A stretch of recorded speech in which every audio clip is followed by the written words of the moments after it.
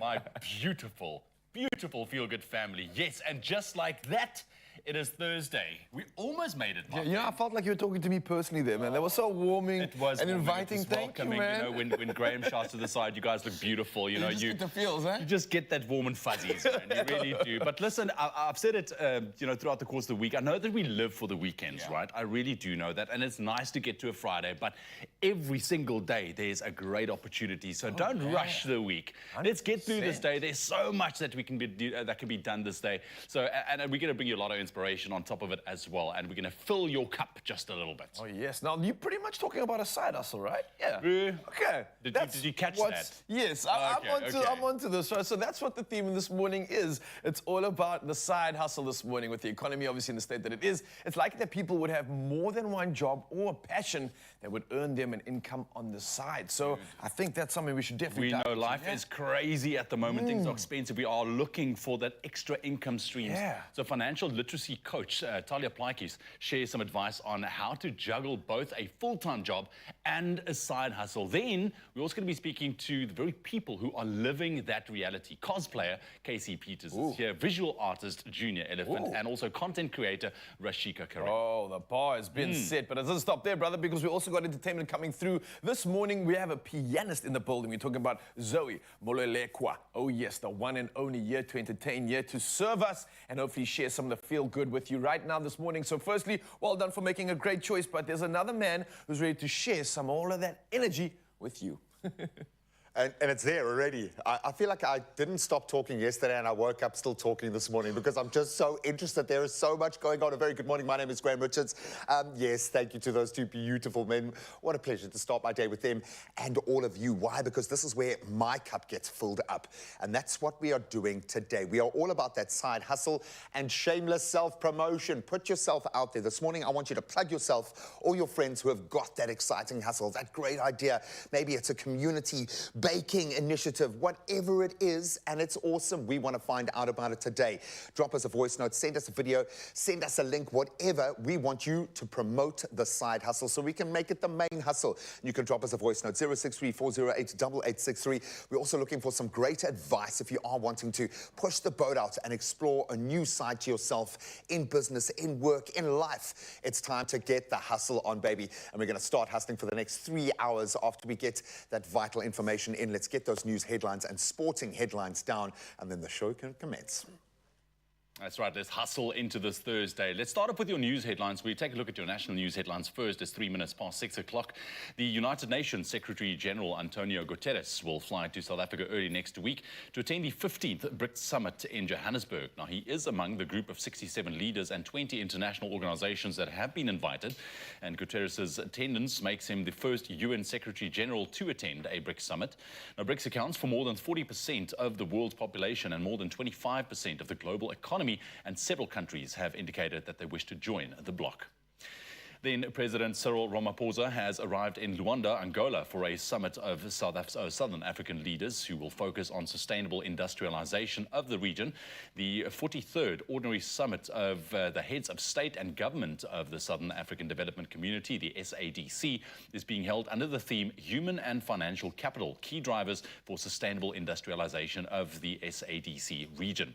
Now, it will be preceded by the Troika Summit of the SADC organ on politics, defense and security cooperation, and Ramaphosa, as outgoing chairperson of the SADC, will also attend the Troika Summit.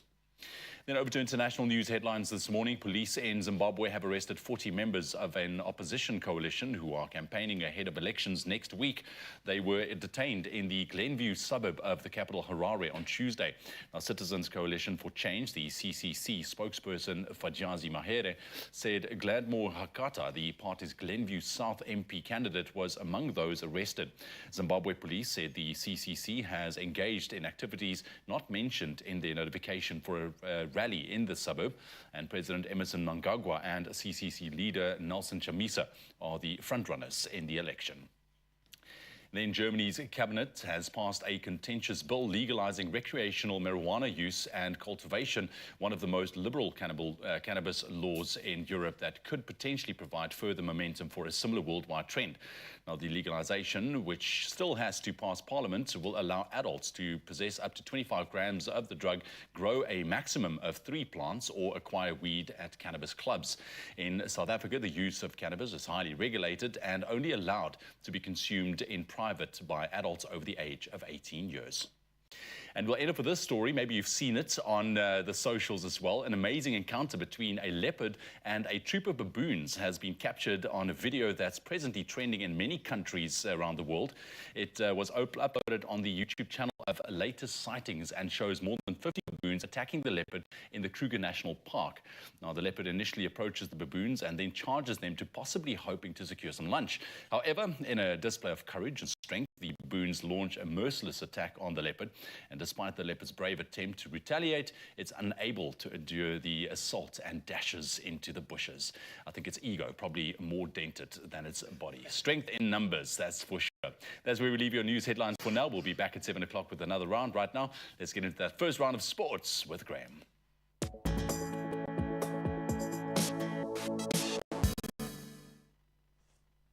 Thank you so much, Ewan. Let's start with some footballing news. And England have shattered Australia's dreams with a clinical 3-1 victory in Sydney, securing their Women's World Cup final spot against Spain. So Lauren Hemp and Alicia Rousseau struck late, propelling the Lionesses to their first final after past stumbles getting there. Now Spain awaits them in that final after defeating Sweden 2-1 earlier in the week. New champions are guaranteed as a result, adding to the excitement of Sunday's showdowns. And we're going to continue with some fantastic football. In fact, it is the season as we now turn to the English Premier League. And Man City, they have clinched the UEFA Super Cup, representing their league at the highest level, prevailing 5-4 in a penalty shootout against Europa League champions Sevilla. So after Community Shield lost to Arsenal, they were hurting, and City initially struggled in the Greek heat, certainly up against a rather oppressive crowd as well. And Yusuf Nasri's goal had Sevilla leading, but then City equalised with Cole Palmer's looping header. The match ended 1 apiece after regular time, leading to City's victory in the shootout. Now, lots of permutations ahead of the Rugby World Cup and ahead of Saturday's World Cup warm-up match against the Springboks. Wales's coach Warren Gatland has opted for some significant changes in his starting lineup, making adjustments to 13 positions, clearly testing the depth of that squad. Now, this strategic decision allows certain players a final opportunity to make that impression before Gatland finalises his squad selection next Monday. So Liam Williams, Dan Lydiot remaining the only survivors from that recent 1917 loss at the hands of England. Then additionally, Alex Cuthbert, Johnny Williams and Kieran Hardy all set to make their seasonal debuts for the Welsh team. And we stay with that thread, and 3 Springbok standby players are now set to join the Barbarians in a clash against Samoa in Brive in France. Now, taking the field this coming Friday night for the invitational team is Herschel Jantjies, co-captain Jean-Luc Depree and Joseph Dweba. The squad also embraces South Africans Reniel Hugo and Dylan Richardson, both locks, along with Stormers hooker Andre Hugo Venter coming off the bench. Should be a thrilling one and great opportunity for the lads, and kickoff for that one is scheduled at 9:15 SA time. That's where we leave our sport for now. Brand new day. I'm sure some weather news, maybe a warning or two to get in before those temperatures.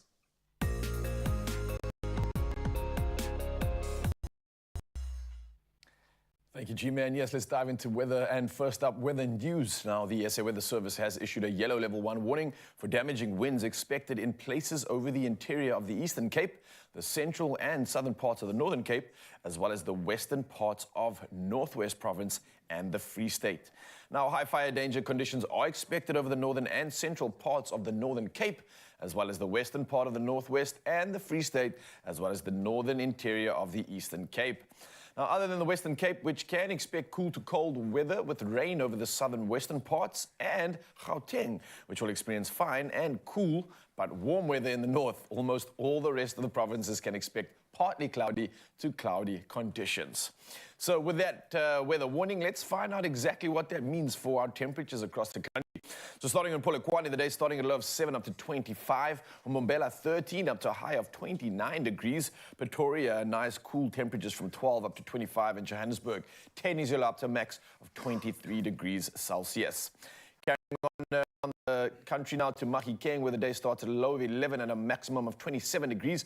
Klerksdorp sees the day starting at 12 up to 26. Kimberley, a chillier start of 6 degrees up to a max of 26. And Bloemfontein, starting the day at 5 up to a maximum of a moderate 24 degrees Celsius. Carrying on now and over to Richards Bay, and it looks like moderate temperatures from 8 up to 28. Pietermaritzburg starts the day at a low of 12 up to a high of 30 degrees. Durban, 17 is Zulu up to 27, and Mthatha, 11 to start the day up to a maximum of 28 degrees Celsius. It looks like the rain does come from East London, and that's on the coastline. From 12, you move up to 21 degrees. Cradock, much the same with the wet conditions. A chilly 1 degree for your minimum up to 24. GQ, Oberga, 11 up to a high of only 20. And George, similar conditions from 11 up to a max of 21 degrees Celsius. The mother city, of course, continues with the wet conditions. The rain comes through from 9 up to a max of 14 degrees. Worcester sees the day starting at 6 up to 14. Sutherland, a chilly start of 1 degree up to 10 with a lot of rain. And Uppington, not too much rain. From 4 degrees, you move up to a maximum of 23 degrees Celsius.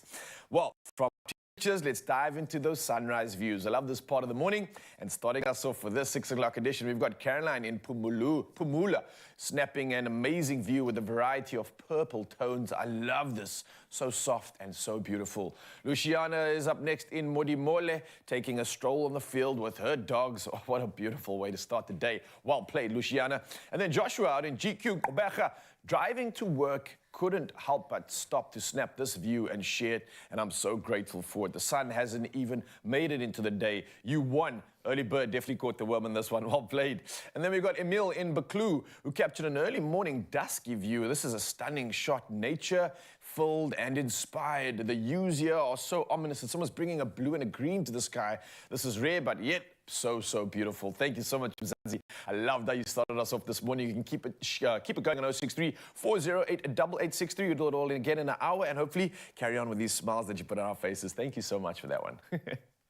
Thanks, Raul. Not hopefully, definitely. We're going to take our very first break on this Thursday morning. Stick around with us. Let's kick it off. Let's get into it. Coming up after the break, Talia Plaike, she's here. She's going to help our millennials with some financial literacy advice. We are talking about side hustles, what we need to know. And then talking about side hustles, the man himself, Grant Hines. He's here looking all kinds of fresh this morning. He's going to be sharing his favorite side hustle as well. So stick around for that and a whole lot more as we navigate you through this Thursday morning.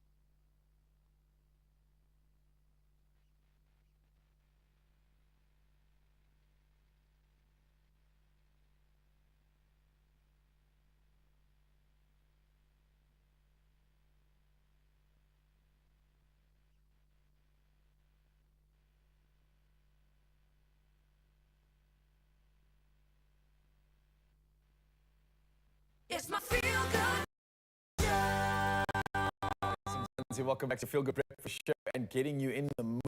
Hustling, yes. Focusing on all things side hustle. And we're joined in studio by an absolutely dynamic young digital creator and financial literacy coach. Her name is Talia Plaikis, who is on a mission to empower millennials with essential money management skills through engaging education. Now, I've needed this for all my years back then, but it's here and I'm celebrating it. So together we'll be discussing the surging trend of side hustles and how they're shaping the economic landscape for younger generations. That's right. Yeah. Talia Plaikis, it's wonderful to have you in studio. Thank you very much. Good morning. Thank And we spoke quickly off air. I'm so happy that you are doing what you are doing as a side hustle, which is great. Let's start off. Why did you decide to go this route with regards to financial literacy, educating millennials as a kind of a side hustle for you? Because I think this is a tricky, I think, a bubble to navigate, especially for young people nowadays who's entering that professional environment. Yeah. So I was fortunate enough to start my career in the financial services industry. And it was literally my job to educate people on investing, the products. And I learned so much, and I really wanted to share that information with other people too. But I wanted to make it fun and cool and fashionable. So I started Fashionably Financial because I wanted to make finance cool and relatable to young people my age. Because it is something that scares a lot of people. I mean, when it comes to money and the management thereof, if you don't know what you're doing, I mean, it's a scary world out there. It is, and I love the fact that you've done something different, because in this day and age with this bulk of information around, right, it's important to stand out. So Fashionably by Financial, I absolutely love that. I was going to ask you, like, how have you implemented the strategy, but you absolutely nailed it there. And that really is a reason for why I think people didn't engage with financial literacy or any content, because it's like, oh, it's a drain, it's that negative association. And you've beautifully changed that. Was that the strategy? Was that the intention when you started this? Was the strategy to kind of implement insights that are engaging and fun because you didn't see anybody engaging with it initially? Yes, I wanted to kind of do that for the people in my age group. And I felt like I'm able to take complex concepts and break them down into bite-sized chunks. And I'd kind of look towards trends that are happening on social media, like TikTok, and what our local Instagrammers are doing, and kind of bring that together, add my own little bit of flavor, and make sure that the content is positive around money. So making sure that people are investing and saving, but then also, you know, building a sustainable spending plan as well, because life is also for living. So we do have to make sure we do that. Absolutely. And if you take a look at something like financial literacy, I mean, you can go dive into it, but there's just so much out there. It could be incredibly intimidating. So I'm glad to hear that you are breaking it down for us. But we are here this morning to fill the cups of our viewers, specifically more millennials as well, who's entering, like I said, that professional space as well. So what are some of your, I think, top tips, ideas, strategies for looking for a good side hustle, finding it, starting it, and then making it successful, still, of course, balancing the other responsibilities that they might have in their lives? Yeah. Paying the bills. Yeah, you got to pay the bills.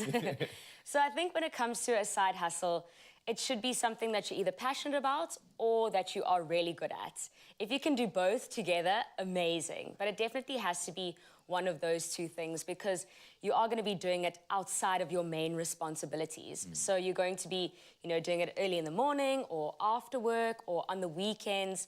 So it has to be something that you can do even when you are exhausted and you don't feel like doing any more work. It has to be something that really drives you. And that's why we say it has to be a passion, because if there's a passion, that energy comes naturally as well. Yeah. So I would imagine then on the flip side of that, that would be one of the pitfalls, if there are any others. I mean, a lot of people right now, I'm sure, are incentivized and encouraged by this conversation and maybe thinking about, hey, maybe this is my sign to start my side hustle. With someone as experienced as you, what sort of shortfalls should they be looking out for? What sort of like warnings do you have that you've maybe experienced that you can guide in a more efficient direction? Yeah. So I think something is, often people think that their side hustle is going to be an overnight success and it can replace their main hustle. And I think that a side hustle takes consistent hard work over a long period of time. Of course, some people, their side hustles do turn into an overnight success, and that's amazing. But for the majority of people, I think it takes a little more time to do that. And another thing is, often we think side hustles you have to do by yourself. I think that I would encourage people to do it with somebody else, because it really is quite difficult, and having a partner or a mentor on your journey is just so, so important too. Yeah, especially if you still have to service all your other responsibilities as well. But it is important to find a like-minded person as well. Yes. Just quickly, I mean, you are doing so much fashionable finance. I like that. Where can people reach you? Where can they get hold of you, check out your content? Yes. So you can find me on Instagram, fashionably_financial. I'm on TikTok too. And then I also have a YouTube page, just Talia Plaikis. And yeah, that's where you can find me. Oh, Talia, thank you so much. Absolutely incredible. Educating us. And I think you're going to continue doing that further online. So Mzansi, you know where to go. It's time to get your side hustle on. We are just hustling. And of course, there are tools. Excuse me, I'm not getting emotional, okay? Maybe just a little bit. There are tools to be able to do this with. And the side hustling with digital tools has boomed, understandably, especially since COVID-19. Let's get into that.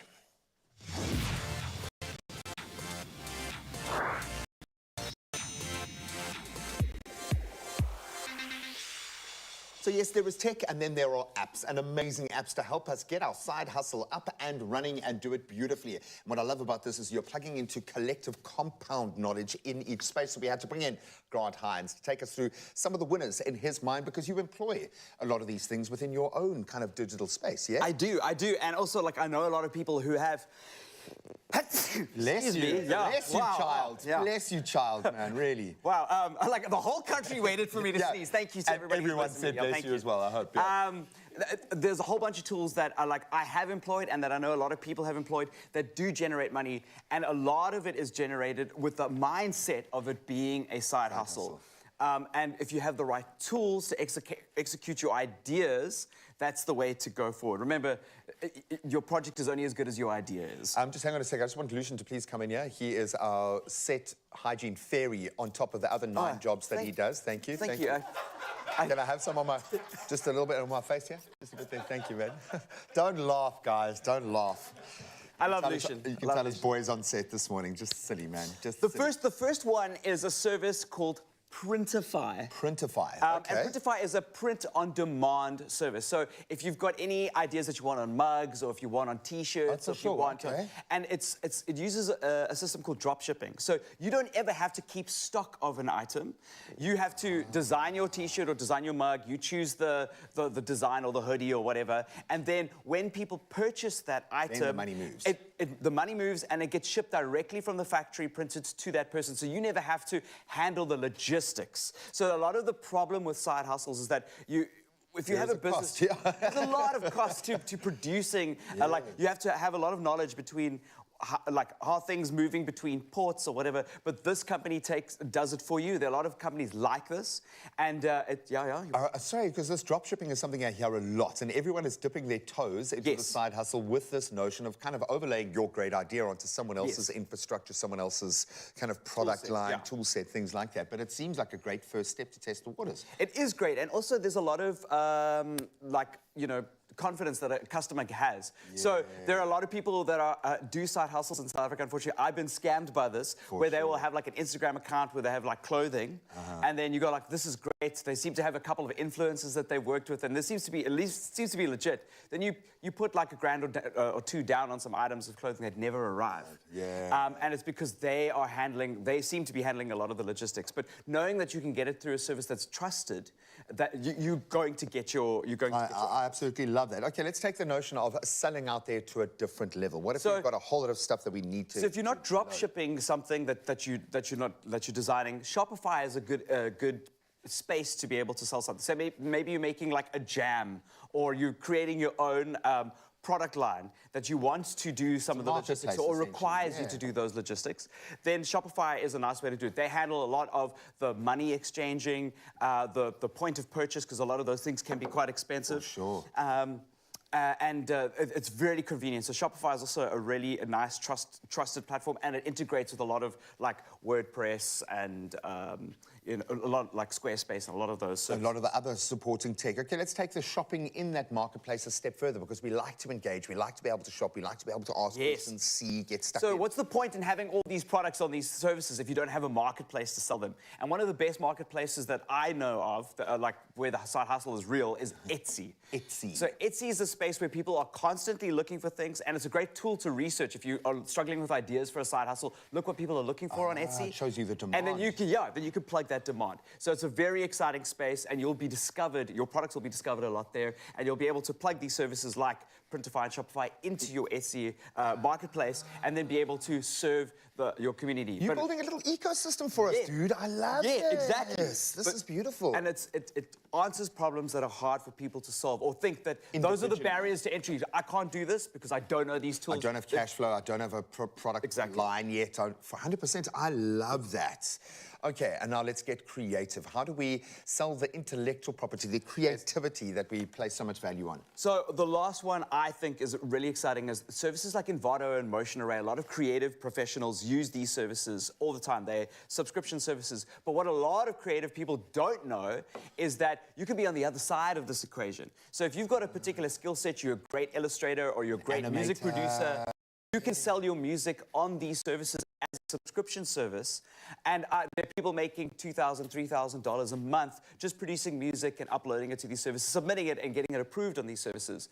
And then you have the capacity to use your creative output to create passive income, and then start building tools that other creatives are then going to use for their clients. So if you don't want to deal with clients and it's too much work and you're struggling as a creative person, this is a great way to start. I recommend people who are at school and who are at varsity and who want to make some extra money to start building that platform. If you're a musician, dude, I think what we struggle in our industry is everyone thinks that the job at the top is where you begin, and it's not. There are so many ways that you can apply your trade as an artist, as an actor, as a presenter, as a voiceover artist. Exactly. In the supplementation of the industry, but you need to get it out there. So not every song you write is going to be a #1 hit. Every song you hear on the show or on SABC3 or on television shows, somewhere. It's somebody's making that music, and you can be the person to make that music. And these are the services that creatives in our industry use. These are the resources, and you could be providing that creative and you're leading on the best tech in the world while you're doing it. I absolutely love that. Technology is going to free up our creative minds, our critical thinking, so we can get into the really fun stuff. And we didn't mention AI once. Okay, I don't know why we didn't do that once. Maybe it just terrifies us too much. Grant Hines, you did us a service there. That is a fantastic little basket of amazing tools you can get to that side hustle going.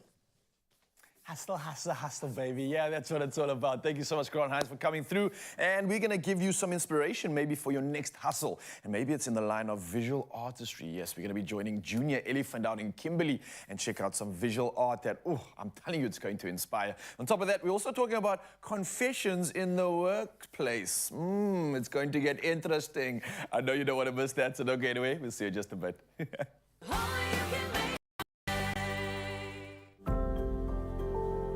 90% of South Africans can't afford to retire. Start saving in a Nedbank Just Invest account. Choose a rate of up to 8.75% and make additional deposits when you have extra money. Join the bank that's best for your savings goals.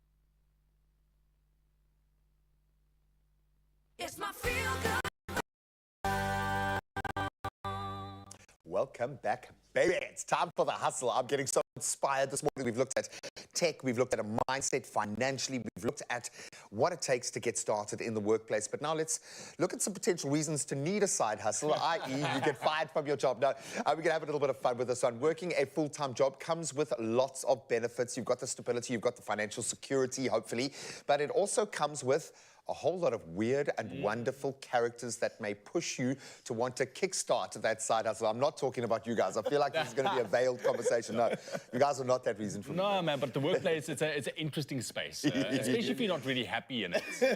So we got those confessions for you. Want to run? Just have a bit of a laugh this morning. We put together some of our favorites. We scoured the net as well. So here's our first confession, all right? It says, Okay. I only work about 10 hours per week at my 40-hour per week salary job. I have a salary job at a fairly large company. My boss is very hands-off and has never monitored my work. I am a department of one, and no one else in the company fully understands what I do. Oh, it's tech support. So it's not obvious to anyone that I'm not nearly as productive as I could be. I probably only do 5 to 10 hours worth of work in a week, but I still get paid for 40 hours. No one else wants this job, so the company is still getting what they need from me. Well, It's a win-win. I want work smart. to find a hole in that. I want to find some kind of rug to pull out from under your feet, but I think you've got to... First of all, it is sounding very much like a man, but maybe I'm just self-judging all of the lazy moments I've had in my own life there, but... Fair game, eh? If you got it down.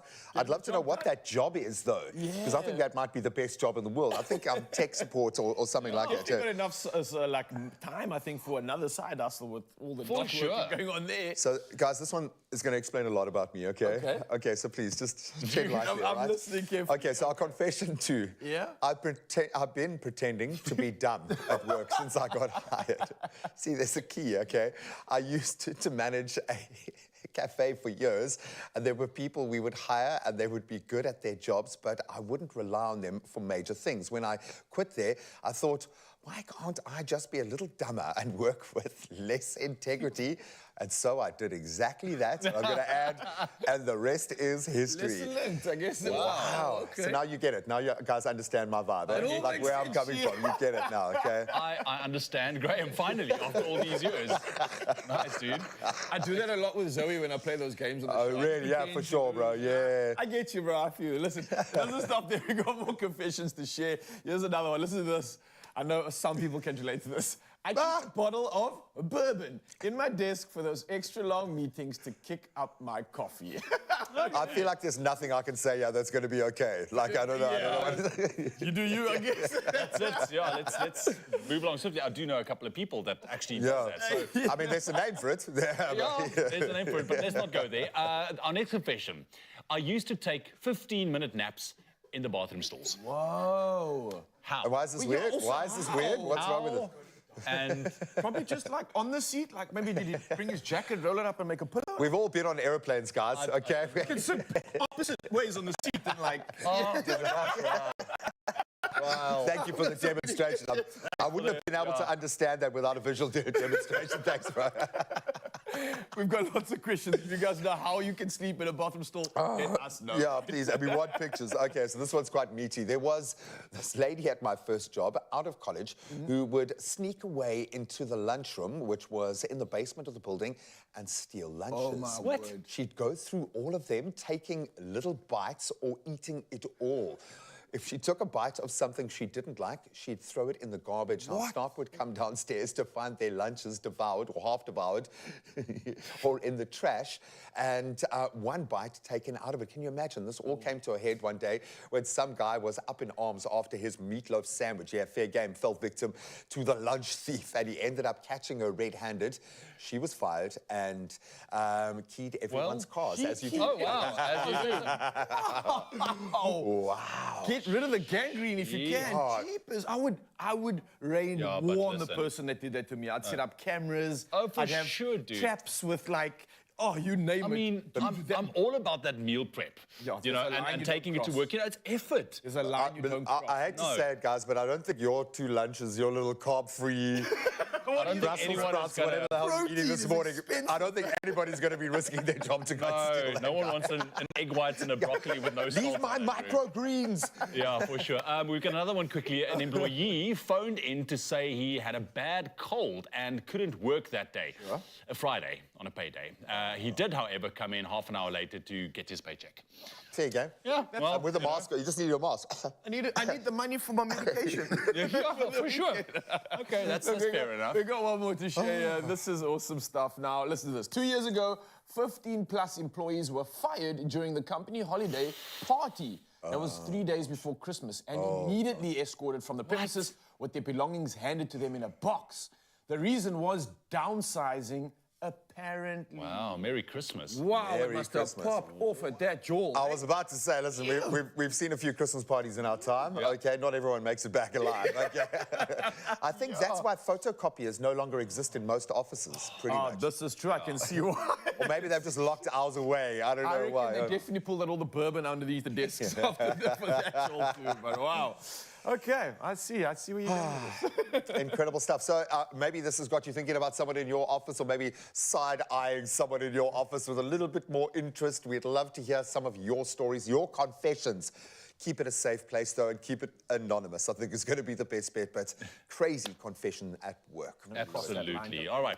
Next up on your Yoga Breakfast Show, I mean, these days we are all just trying to save more than we spend in our main jobs. Yeah. You know, they're just not covering all the bills. We're all struggling out there, guys. The landscape is tough. Now, the idea of starting a side hustle or turning a hobby into a passion of years into business, whether intentional or not, is certainly, I think, a good idea. Now, Kutle this morning meets visual artist Junior Olifant from Kimberley to find out how his passion exhibited in London. Beautiful.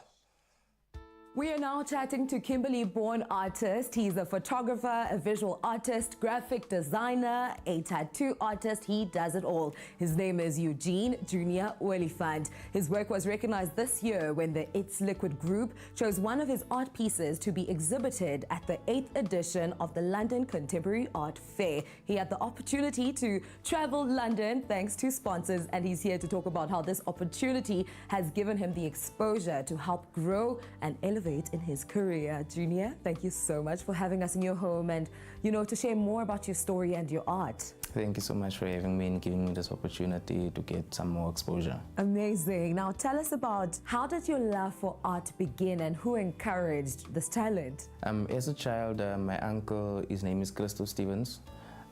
He was always behind closed doors in his room, and I always wanted to go inside as a child, but he never allowed me to, and the fact that he never allowed me to made me even more curious to see what's going on behind these closed doors.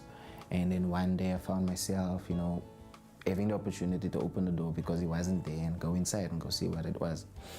And as soon as I opened that door, it was like opening the door to a new world. And I saw always paintings, always drawings, and I was inspired immediately. And ever since then, when it came to school projects and so on, I was trying to be creative, always trying to be artistic in some sort of way. And then I was exposed to an arts competition called New Breed Art. And that was my first professional exposure that I got. And after that night, I saw that this is something that I really want to take on professionally, and then ever since 2018, I've been taking it seriously. It sounds like you're exposed to different disciplines of art through school and some of your work experience, but what would you say is your favorite way of expressing yourself? I like portraits, first of all, because I just love capturing the face, people's eyes, because I feel every person's eyes tells a different story.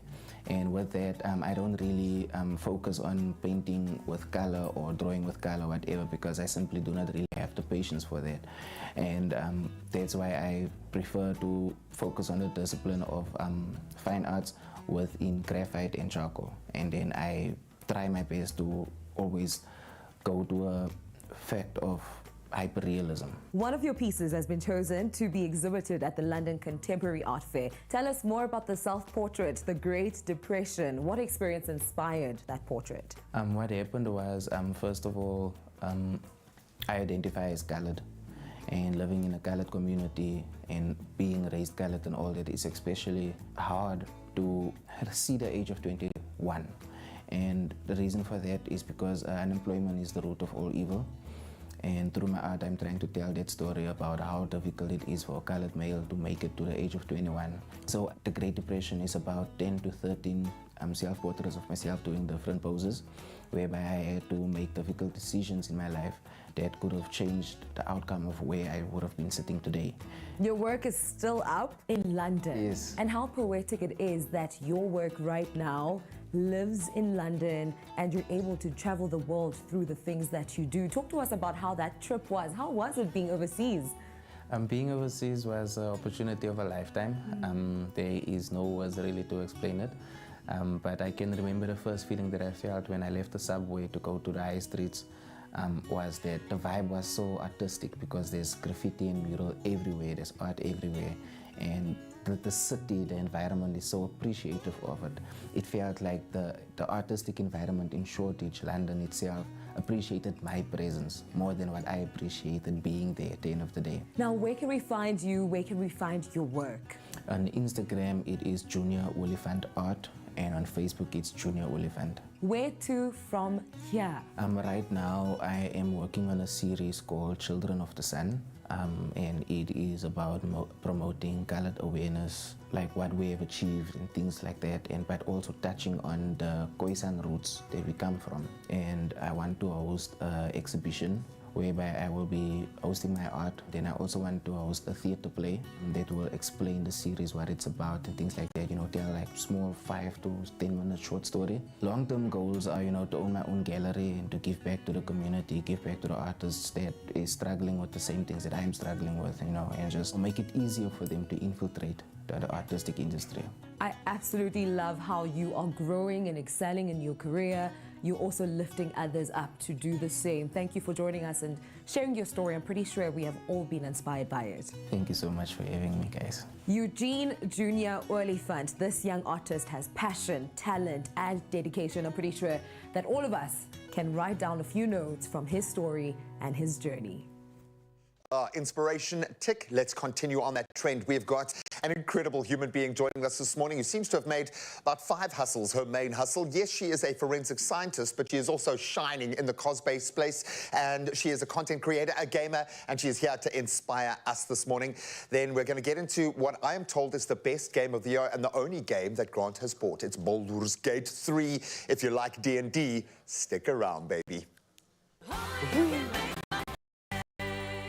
Crouch, touch, but don't you dare pause, because when you buy any of our favorite Clover products, keep the till slip handy and catch the Expresso breakfast show every weekday morning for more details on how to enter.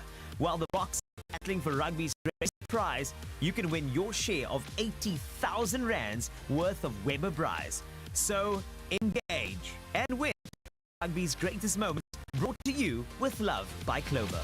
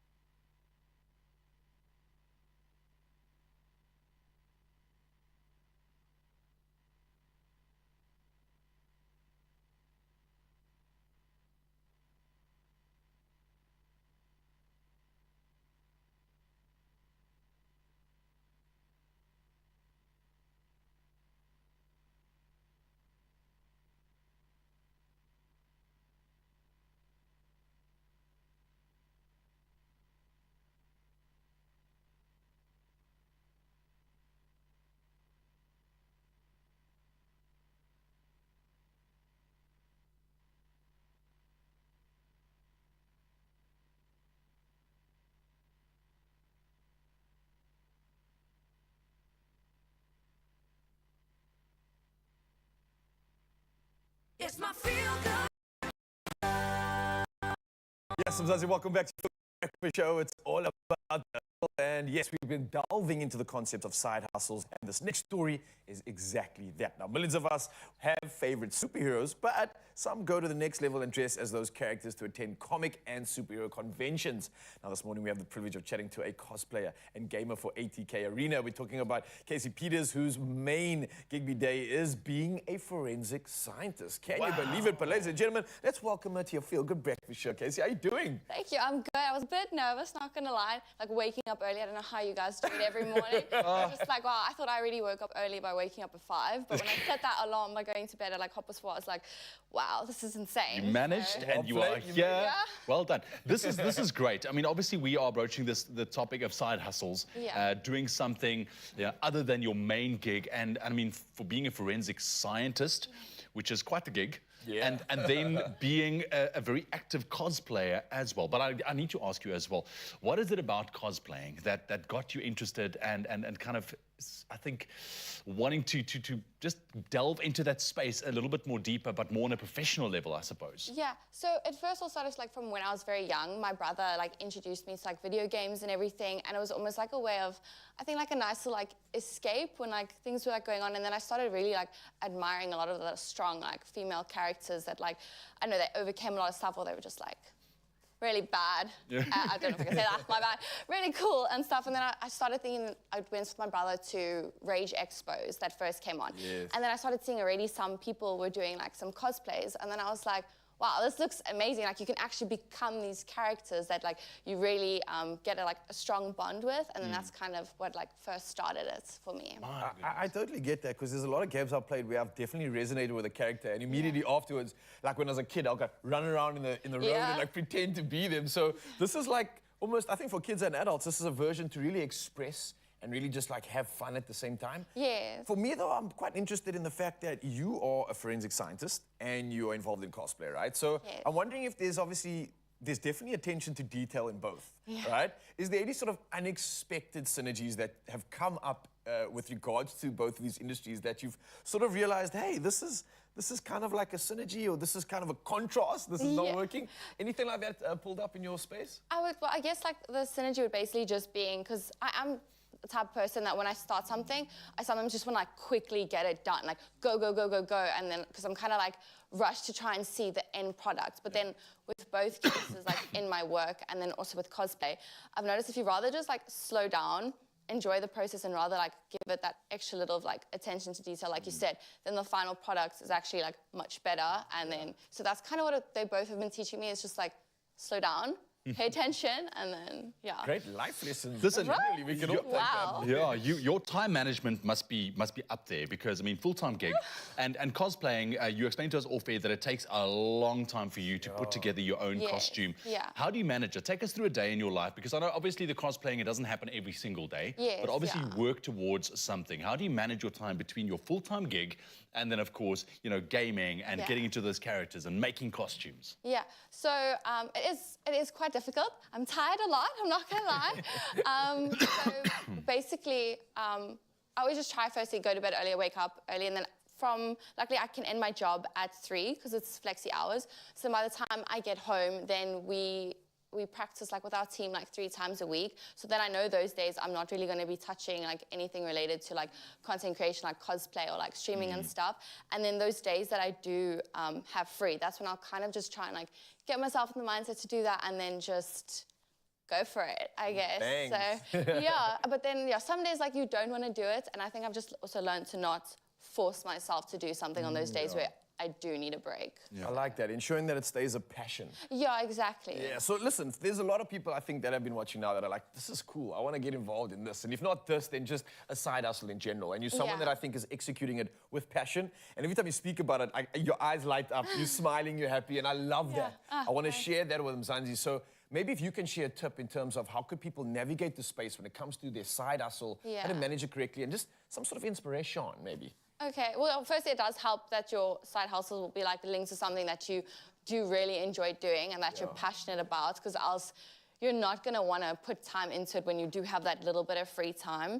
And then also just to know that, like, especially with like a side hustle, anything that you're doing like on like the side of your main job, it's there to like make you enjoy it more. So just like focusing on that, and also like to take a break when you need to. Because at first I was too obsessed with like any free time that I wasn't working, that I would like go and like start trying to make a cosplay or start doing something with games. But then I actually started really disliking going to work on a cosplay. That's why I stopped for about a year of making any cosplays. And then I started missing it again. But now I'm trying to just like do that whole thing of take your time, it's fine, yeah. And also most importantly, like your job has to come first. You can't be going to work tired and stuff. And yeah, you have to kind of focus on what pays the bills first. Casey, and then. Thank you very much. I mean, this is what we wanted this morning is when we talk about side hustles, I mean, what do you need to look out for? And what comes through and what's really apparent is passion and balance with regards to that. Thank you very much. We're not done with our side hustle chat. You are into the cosplay and, you know, the gaming world. I know this. More into the anime and League of Legends and that kind of stuff. But I got to ask you, one answer. Batman or Superman? I'm good as Batman. Whoa. Yeah. I'm here for that. I'm here for that. I'm so sorry. Oh no, I've shattered your world. Shattered your world. Don't worry, there's more shattering coming through right now. Grant Science has got the latest when it comes to some new games, and it looks like the G-Man is hella excited. What's happening, bruv? Yeah, you just split our studio. Thanks, Casey. Thank you for that one. Yes, if you've got a little bit of free time, come spend it with us.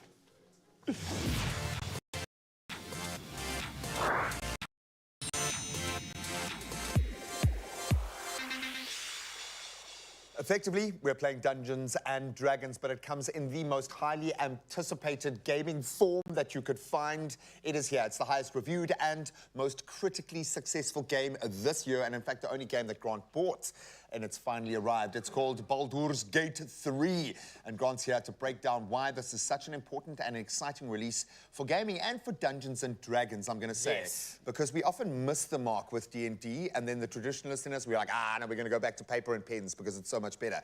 This is your favorite game this year. Why? Look, so I've recently got into Dungeons & Dragons. I'm watching a lot of Dungeons & Dragons content. This is very nerdy, but the Dimension 20 crew that produce their own videos. Sounds amazing. They do like Dungeons & Drag Queens, which is like an incredible thing. Playing Dungeons & Dragons. With RuPaul's crew playing It's great. It's so much fun. And it showed me, I used to have this really weird preconceived idea. I think a lot of South Africans do. Yeah. Like we grew up thinking weird things about Dungeons and Dragons. Well, but it was probably planted there. Yes, but it's actually this incredible game where you use your imagination. You grew up playing it. So like Graham and I were just like nerding out behind camera about it. And you just can create your own character. I've actually, in the game right now, in Baldur's Gate, I've created, this is my character, Argyle. Break it down for us. So yeah, he is a warrior. I just wanted to go for like a regular class, massive battle axe, but unfortunately I've only got 3 I was going to say, he's not looking too good. But, I was playing last night and I saved it. I was like, I'll just continue on the show. And I was like, oh, wait, and now we're in an encounter, an enemy encounter, and like I've got no health. And next to me is another character. This is one of my sidekicks that I have chosen. She's what we would call a human shield by the looks of it. Yeah, right now she's going to be a human shield. That route. I love the collaborative nature of games like this. I love the creativity that you've got to come up with under pressure, under duress. That's when you've got to do your critical thinking. So there's some great skills that can get developed in this space. You know, if you think of someone liking Fortnite, there is this common thread here where you get stuck in, you get involved, this real-time action. How does this game capture that, though? Why is this such a hit, do you think? So this is a turn-based adventure, and this is actually the first game where anything goes in a role-playing game that can, like, change the outcome of the story. Wow. If you talk to the wrong person in a bar, the whole thing is gonna go, like, the whole thing opens up, and you know that's what it's like in D&D in real life, and it's very hard to capture that in a video game. Because often that gets gatewayed through your dungeon master, who's making very personal choices. But the game got its own thing, and, like, you can play this game for 160 hours and have different outcomes every time you play it. You say that like someone who's going to try. Yeah, definitely. And you can play with friends as well, so you can have different team members, of course. Yeah. But let's engage in this fight. Okay, so what are you going to do here? Because it doesn't look like we have a huge amount of options. So who can you reach? I cannot reach this person. I do have a bow and arrow, so I've got a short bow. So I'm thinking if I could... Do you think I should attack with the bow and arrow? I think attack. You can't run away. It doesn't look like we've got a path to exit. I've got an 85% chance of hitting. Do it. Okay, cool. Let's just see what happens. I was very much beautiful. See, I was always a yes man. And that would work out 50% of the time. I still have another, I can have another go. Go but for it. I could either finish this imp over here, Yeah. or maybe shoot this one. But yeah, what do you think? I would kill the closer one. I think get rid of Really? that. Let's have one opponent if we can. Not enough resources. I'm out of arrows. Okay, cool. So I've Throw got the bow. Throw the bow. Throw the bow. That's an interesting idea. Let me see if I can. Oh, I don't have enough movement. I can search this body, however, that's close by. Let's I have a search. feeling there's going to be some kind of magical something on that body. That There we you go. can use. Spike damage barbs. Yes, let's take it. And oh yeah, caustic. Let's take all of these. Beautiful. Okay, I'm going to end my turn. So it's turn-based. So now it's kind of like chess in that regard. Now my character can. And I like that. It speaks to knowing your roles, but you can also build your character up either on who you desperately want to be or who you desperately don't want to be. What I love about living in this kind of space and operating here is you can have so much fun building the dark, the light and shade around that character, but then you've got to kind of make it all happen in the heat of battle. Oh no, I've run out of movement! And I'm stuck. I Okay. think we're going down, man. I'm going to have to end my turn. I don't think these... So that the enemy's turn? Oh, please miss. Come on. Oh no, I died! Oh, man. No! I'm both happy and sad that I was here for this momentous moment. Like, it was a relatively new character. Best part about this game, why was it your standout game for the year? I think just they've taken many years to make it. It's incredibly detailed. But the fact that they have taken games to another level where anything can happen in this world, play as you want, be the character that you want, and it's not like in the old days where it was marketing speak. It literally is. You can be a pacifist the entire game, or like a warrior. And still get something out of it, And still get something out of it. It's very, very cool. Yeah, man, I absolutely love it. You can play a character that represents you, the best parts of yourself, the stuff that you want to change, the stuff that you want to highlight. Most importantly, it is so engaging and it's so much fun. Baldur's Gate 3 might be the next RPG for you. It's certainly going to be that for me. And it possibly could be a contender for Game of the Year awards. It already is. It already is. If you have played it, are going to play it, let us know. So she's on her own now, eh? Yep. You got this, girl. Let me shove it. Come on. Now you can generously give a voice to Storytime. Visit our library of homegrown audio stories at cadbury.co.za.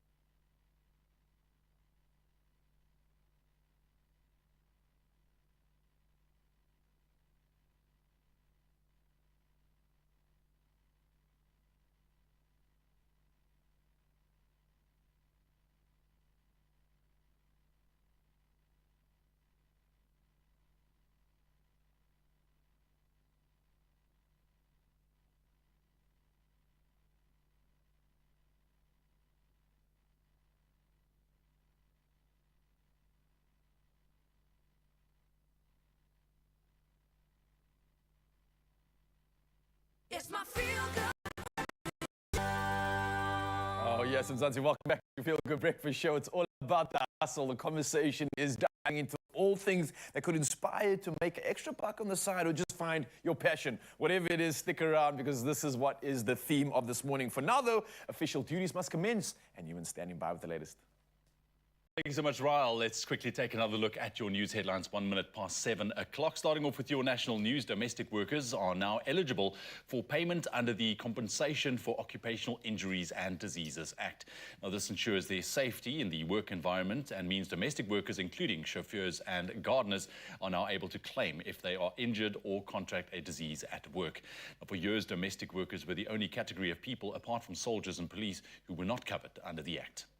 And the United Nations Secretary General Antonio Guterres will fly to South Africa early next week to attend the 15th BRICS Summit in Johannesburg. He is among the group of 67 leaders and 20 international organizations that have been invited by the hosts. Guterres' attendance makes him the first UN Secretary General to attend a BRICS Summit. Now, BRICS accounts for more than 40% of the world's population and more than 25% of the global economy. Then making international news headlines this morning, Lauren Dickerson has been found guilty of the murder of her 3 little daughters just weeks after settling in New Zealand. She suffocated them to death. Leanne was 6 and her twin sisters Maya and Carla were 2 years old. She admitted to the killings but mounted a defense of infanticide or insanity. It took just 2 days for the jury of 8 women and 4 men to reach a majority verdict. She now faces a life sentence for each child. A sentencing hearing will be held soon.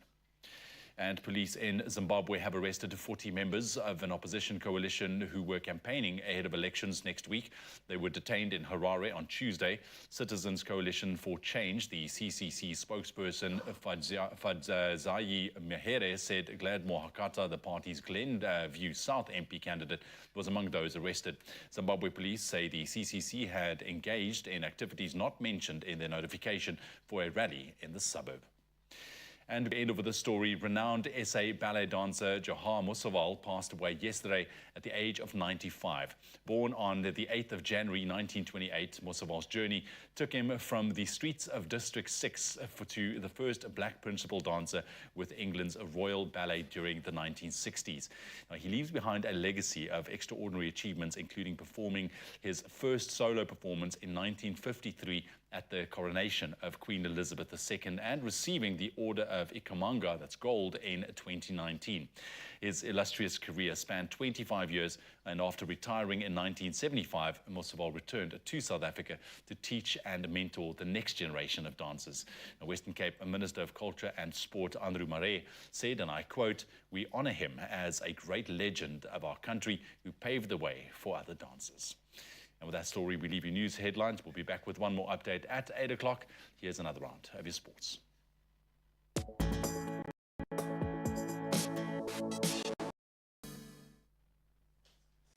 Thank you so much, Ewan. Let's start with a bit of footy news now. Broken hearts for some, elation for England as they shattered Australian dreams with a clinical 3-1 victory over the Matildas in Sydney, securing a FIFA Women's World Cup final spot against Spain. Now, Lauren Hemp and Alessia Rousseau struck late, propelling the Lionesses to their first final after past stumbles. Then Spain, of course, awaits them in that final draw after defeating Sweden 2-1 earlier in the week. And this means that new champions are guaranteed, adding to the excitement of Sunday's showdown. This is going to be, I think, the best final in a FIFA Women's World Cup to date. Now, some great footy on action last night, and Man City have the bragging rights. They've clinched the UEFA Super Cup, prevailing 5-4 in a penalty shootout against Europa League champions Sevilla. So after a Community Shield loss to Arsenal, they were hurting. City initially struggled in the Greek heat and against some oppressive fans in the stadium. Then Yusuf En-Nesyri's goal had Sevilla leading, but City equalised with Cole Palmer's looping header. And the match ended 1 apiece after regular time. That ultimately led to City's victory in the shootout. Now, a lot of focus turning to the Rugby World Cup and the prep thereof. And ahead of Saturday's World Cup warm-up match against the Springboks, Wales's head coach, Warren Gatland, has opted for significant changes in his starting lineup, making adjustments to 13 positions, clearly testing the depth of that squad. The strategic decision allows certain players a final opportunity to make that impression before Gatland finalises his squad selection next Monday. And there's a bit of magic surrounding this Wales side. Now, we've got Liam Williams and Dan Lydiot remaining returning the only survivors from the recent 1917 loss to England. Controversial loss, that one.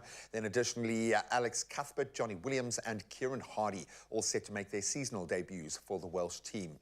Now, on the flip side of that coin, 3 Springbok standby players are set to join the Barbarians in a clash against Samoa in Brive in France. So taking the field tomorrow night for the invitational team is Herschel Jantjies, co-captain Jean-Luc Depree and Joseph Dweba. The squad embraces South Africans Reniel Hugo and Dylan Richardson. And then we've got Stormers hooker Andre Hugo Venter coming off the bench. What a wonderful opportunity for these players who really deserve the nod. And kickoff for that one is scheduled for 8:45 SA time. Should be an absolute cracker. Well, hopefully the same can't be said of the roads this morning. The traffic should be waking up. Raul's going to get you to work safely.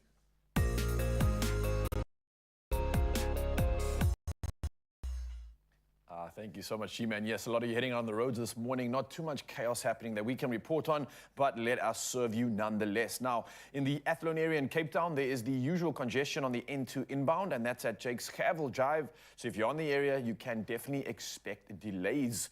From Cape Town, though, let's move to Tshwane, and there are no trains this morning on the Mabopane and Garunkua lines, and this is due to a derailment incident at Hercules.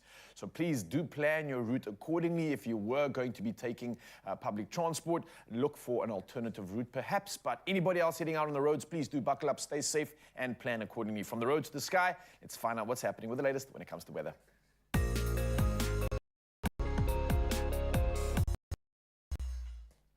Reporting on weather news once again this morning. Now, Makhanda in the Eastern Cape has been experiencing problems with water for quite a number of years. Now, efforts to alleviate this have not been successful in the past. Now, it's reported that the delays in the upgrading of the James Kleinhans water treatment works at Makhanda are a cause for concern for the Department of Water and Sanitation. Now, the minister concerned, Senzo Mchunu, recently concluded a 2-day oversight visit to Makhanda to assess the project. Now, the upgrade was implemented in 2015, but has experienced several delays. And the consequences have been that Makhanda residents have been plagued by water shortages due to a treatment capacity shortfall. Now, the deadline is now December due to problems concerning contractors, but meanwhile, Makhanda residents are hoping that the project be completed soon as they continue to live with intermittent water supply. Well, from our weather news, let's dive into our temperatures once again. Now, starting us off in Polokwane, the day starting at a low of 7 up to a high of 25 degrees. Umobela sees the day starting at 13 up to 29. Pretoria 12 is yellow up to 25. And Johannesburg 10 to start the day for your minimum up to a max of 23 degrees Celsius. Over in Mahikeng, the day starting at a low of 11 up to 27. Klerksdorp sees a chillier start, actually the similar start of 12 up to a high of 26. Kimberley 6 is your low, a chillier start there up to a high of 26. And Bloemfontein, much the same, from 5 degrees, you move up to a high of 24 degrees Celsius. Going to the and over to Richards Bay now, it looks like your low is 8 degrees, moving up to a high of 28. Pietermaritzburg sees the day starting at 12 up to a nice warm 30 degrees. Durban 17 is low up to a nice moderate 27. And Mthatha, not too much rainfall, a little bit though. From 11 you move up to 28 degrees Celsius. The rain, however, does come down line when it comes to the areas of East London. And speaking of, 12 is Yola up to a high of 21 degrees, lots of rain. Cradock, chilly start of 1 degree, moving up to 24. GQ Obecha 11 up to a high of 20, and George 11 up to a max of 21 degrees. Over in the mother city, wet conditions continue, definitely lots of rain coming through from 9 up to 14 degrees. Worcester, the rain continues from 6 up to a high of only 14. Sutherland, a chilly start of 1 degree and only moving up to a maximum of 10. So stay warm in that side of the world. In Uppington, last but not least, 4 is up to a high of 23 degrees Celsius. Well, we've seen the temperatures, but let's see what it actually looks like with those incredible sunrise views that you send in. So for the 7 o'clock edition, we've got Manuel starting us off in Worcester, overlooking the dam, getting ready to enjoy a jet ski ride. Ooh, the water looks clear like glass. You're definitely going to have the ride of your life. Beautiful stuff, Manuel. Fauzia's out next in GQ Obecha, snapping a moment of the orange sky, brightening up our homes. And look how the line just slices through the sun, just dividing us. Is it going to be a good day or a great day? That's the decision we're going to make. Next up, we got Kylia in Canal Walk, snapping the views of this pretty palm tree. It's giving me island feels, and I'm here for it. thank you so much for this one. And then Carmen, also coming through from GQ Ngobecha, sharing a beautiful perspective of the sun rays between the trees over the ocean. And yeah, it just feels like I'm on holiday. Thank you for this, Mzansi, stepping the bar up, elevating our mood, and definitely we're going to do it all again in the next hour. So keep sharing those sunrise views with us. It's 063-408-8863. But hey, look at that. It looks like a queen has just arrived. Much. We're going to be continuing on the trend of side hustles this morning. It's all about those side hustles, and we're going to serve you with inspiration with content creator Rashika Karim. She is here. She's going to give us her valuable insights into how to make it work for you. And then we're also going to be shining the spotlight on Olympic skateboarder Boipelo Awa, and we're going to put her on the spotlight and also showing you how she is going about achieving her dreams, making us very proud, giving us all those feels this morning. Stick around. We'll be back after the break. Crouch, touch, but don't you dare pause. Because when you buy any of our favorite Clover products, keep the till slip handy and catch the Expresso breakfast show every weekday morning for more details on how to enter. While the box is battling for Rugby's greatest prize, you can win your share of 80,000 rands worth of Weber Prize. So engage and win with Rugby's greatest moment, brought to you with love by Clover.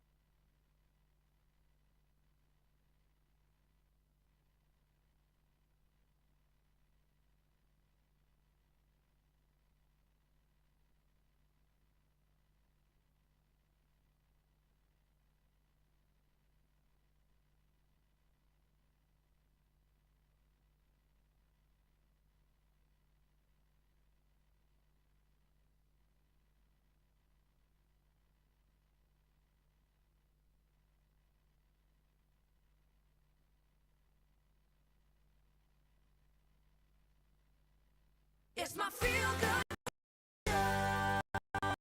Welcome back. Thank you so much for rejoining the hustle. So it's estimated that 1 in every 3 South Africans has a side hustle. Fair game. And from sideline photography gigs, renting out houses, selling handcrafts online, even becoming a content creator. I think we should have started with that one. Within this digital age that we live in, we are seeing a mushroom in the space. 100%. Now, this is exactly what our guest is this morning. We're talking about Rashika Karim in the building, and this is exactly what she did. She turned her side hustle into her main hustle, and she's here to tell us how to do it, and definitely want to listen to this because she's got all the insights we need. Rashika, good morning. How are you doing? Good morning. I'm good, and you? Oh, just dial it back a notch, because you're just all impressive and all awesome, and you look amazing. Come on. Yeah, the glow and the energy is too much. We weren't ready. It's the pregnancy glow and the little sleeve that I got last night. Congratulations. Thank you. But didn't you have a little bubba the last time we saw you? Like when I say little, the smallest baby could Embarrassing. You congratulated me last time, and now you have to congratulate me again. So you've been busy, girl, but that's great. Congratulations. I was here a year ago. My baba was 8 weeks, and today I'm 6 months. And this is something that has just dawned on me. You have these crazy full circle moments. No, definitely. Not just this, Yeah. but literally your career. And I remember speaking to you about this at the quarry. Yeah. Before you had turned your side hustle into the hustle it is now. Yes. You were at that quarry years ago. Yes. I remember you telling me you were going to take a Shooting picture. content during my lunchtime Yes. while I had the office job. As one yes. has to, yeah. How crazy is the story? So maybe tell them, Zanzi, that isn't Fantastic. aware of the story. How did this all begin? What were you doing before it even went down? So after school, I was quite the clever one on school, and now, you know, society, you have to be a certain Plan A. profession. Yeah. You know, to make your parents proud and everyone proud. So I thought, okay, now let's go study law. It sounds cool. And then I started studying LLB. I wasn't passionate, and I did BCom, and I did a third degree in psychology, industrial psychology. And You then did 3 degrees? Yeah, 3 degrees. Whoa, okay. Just let's make sure that, wow. So after that, I started working in the office, but you know, you're just working to make someone else successful, to build that person's legacy. And I was like, what is it that you want?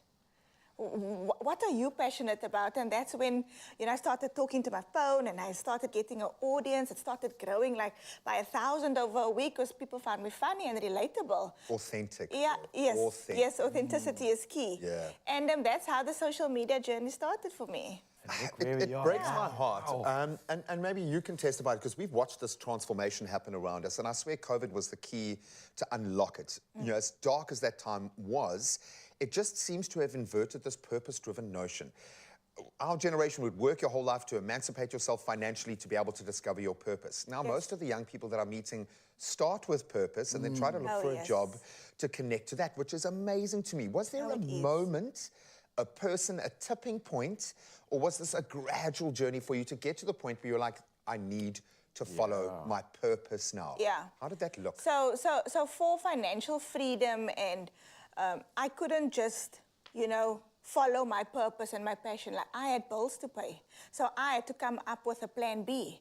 I was telling myself, okay, you're doing this office job, but before work, during lunchtime, after work, you are going to build that hustle. On weekends, I didn't dream about the life I wanted. I worked for the life I wanted. Oh. So the plan was always in my head to eventually, you know, go what I love, do what I love, do what I'm passionate about. And after 3 years of sitting in the office, I was like, now I'm taking the big step. I'm doing social media full time. Congratulations. And it's not to say that you're not leaning on all of the wonderful things that you've learned in every lane that you've traveled in as well. Yes. All of that informs the successful kind of package that you are now. It forms you as a person. No, that moment there, I think, is the reason that stops a lot of people from actually actioning their dreams and their passion, right? Yes. How do you deal with the reality of now moving away from a stable income to one that is inconsistent, one that is going to provide you with anxiety, one that's going to scare you to your knees potentially? Yes. How do you walk into that with confidence? Yeah,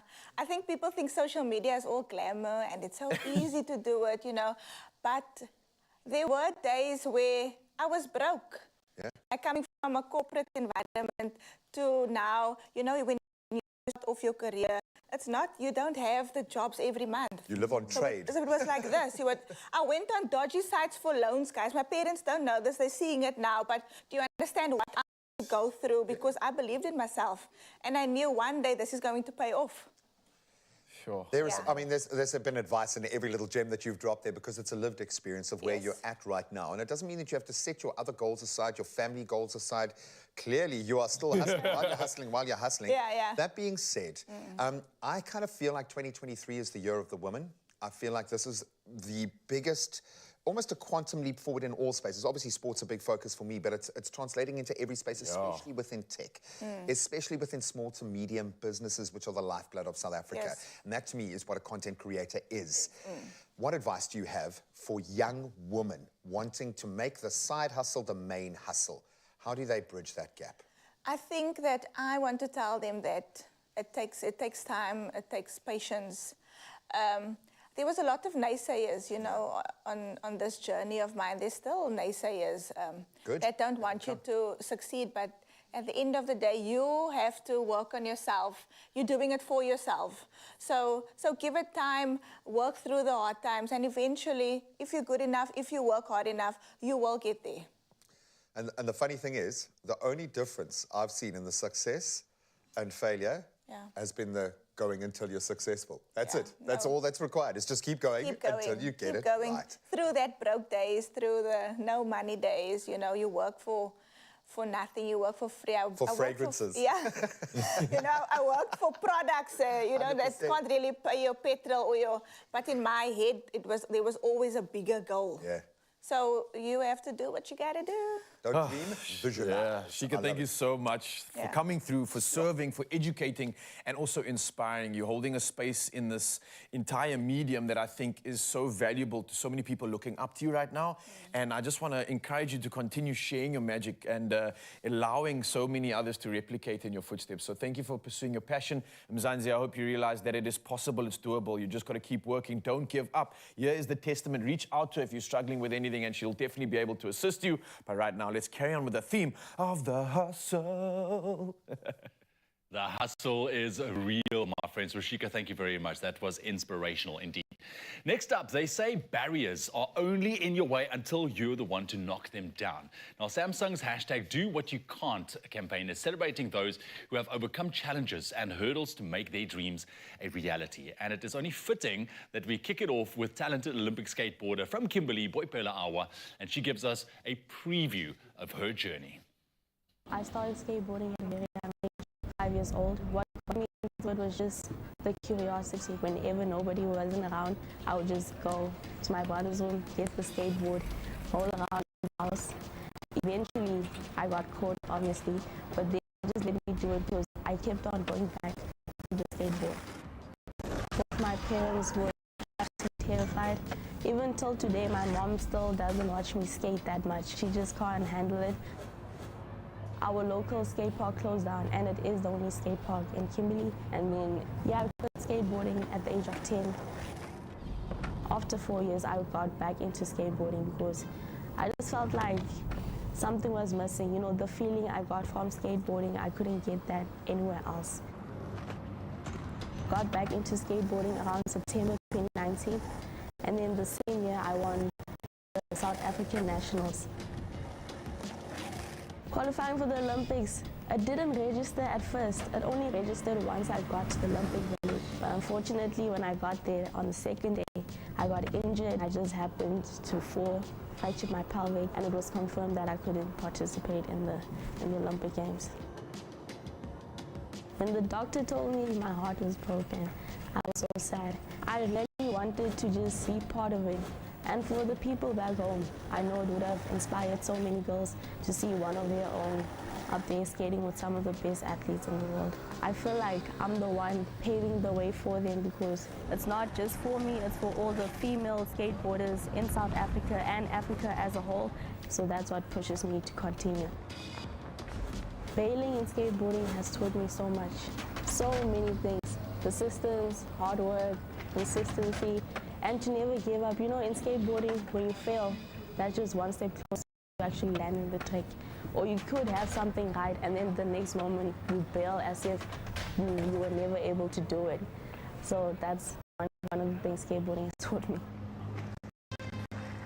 There's definitely been a few remarks here and there about me being a female skateboarder, such as, "You're a female skateboarder, why are you doing this? You know, skateboarding is not for females." So those are some of the remarks I've gotten. Even till today, you know, I take my skateboard with me everywhere, whether I'm going to the shop or to the mall, and securities would chase me and all that stuff. This time around, I'm definitely going back to the Olympics. I have my eyes set on the 2024 Paris Olympic Games. Even if I don't win a medal out there, I know I'm going to do my absolute best for my country. Me being up there, I know it will definitely mean a lot for South Africa and the skateboarding scene.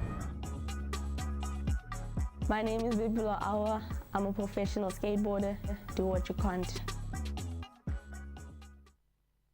Yes, Boipela, flying that flag high. Listen, doesn't matter what space you're going to be, there's always hurdles, there's always naysayers. But remember, you are doing it for yourself. inspiration. That's right. That's what we're bringing you on this Thursday. We're going to take a very quick break. When we come back, we take a look at Ryle's journey as he visits the Mandarin farm out in Nelspruit. And this is epic. We're also going to be jumping into the kitchen, working with those delicious Clement Golds. And then we are joined by this incredible and talented pianist, Zoe Molekua. He's here and he's going to just serve us this morning with some incredible vibes with music and piano and everything else in between, and finding out exactly what his journey is all about. So stick around for that after the break. Give us a little bit of a something there, my friend, while I do the whole Ryle looking at Will Lindley vibe.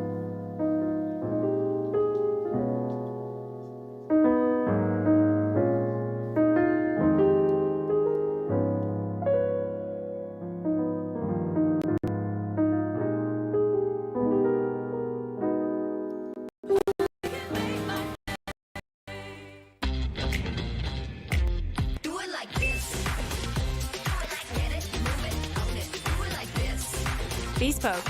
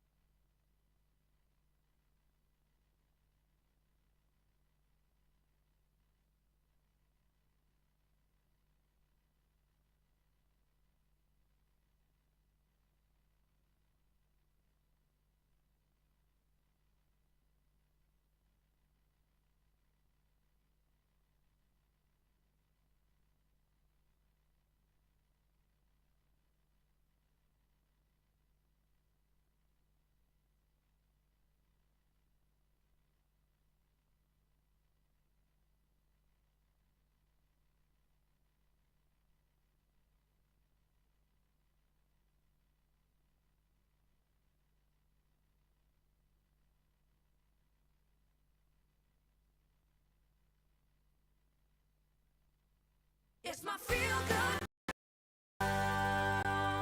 Oh, yes, Mzansi, welcome back to Feel Good Breakfast Show. What a show it's been, talking about all things hustle, all things passionate. And one thing I'm definitely passionate is learning how to juggle. Well, I'll try I was about to say, just not juggling. And just enjoying good stuff like things from nature, mandarins. I mean, come on, These are really, it is a game changer. But I mean, it's hard to believe that Clement Gold is celebrating 20 years of citrus in its best. And Ryle, this man over here, is bringing us all the action from one of their farms in the beautiful Nelspruit region. Check it out.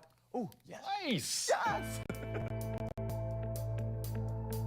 What is up, Mzansi? Now, have you ever had the privilege of tasting a Clement Gold? Oh, well, then you'll know all about the soft and aromatic citrus fruit that is definitely unparalleled when it comes to its vibrance in color, its juiciness, and let's not forget the taste. Now, since 2003, the Clement Gold has asserted itself globally as a premium mandarin, and it's enjoyed by citrus lovers in over 45 countries. Now, today, it is the 20th anniversary of the Clement Gold, and that's why I'm out here in Nelspruit at the Indigo Fruit Farms to find out more about this iconic mandarin.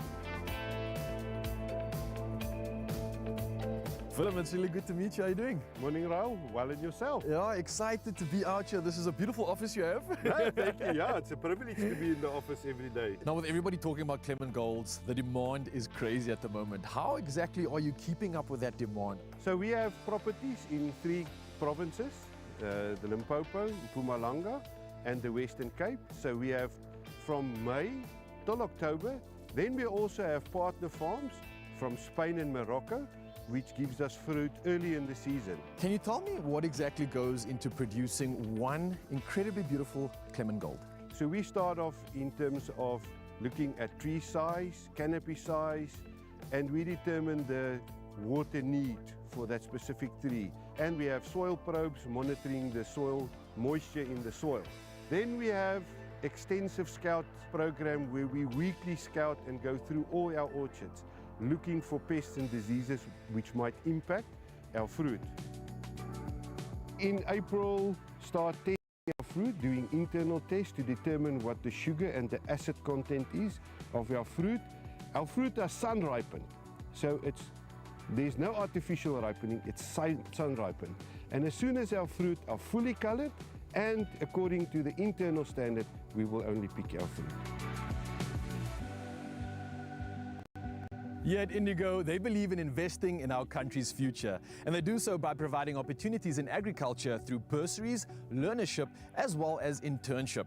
Now, on top of their list is also making sure that they upskill all their workforce. So my journey at Indigo has been an amazing journey. Started back in 2015 when I was as a student, then I worked as a supervisor, moved all the way up as a section manager, and to date I'm currently working as a production manager. So it's been a very good 8 years working for the company.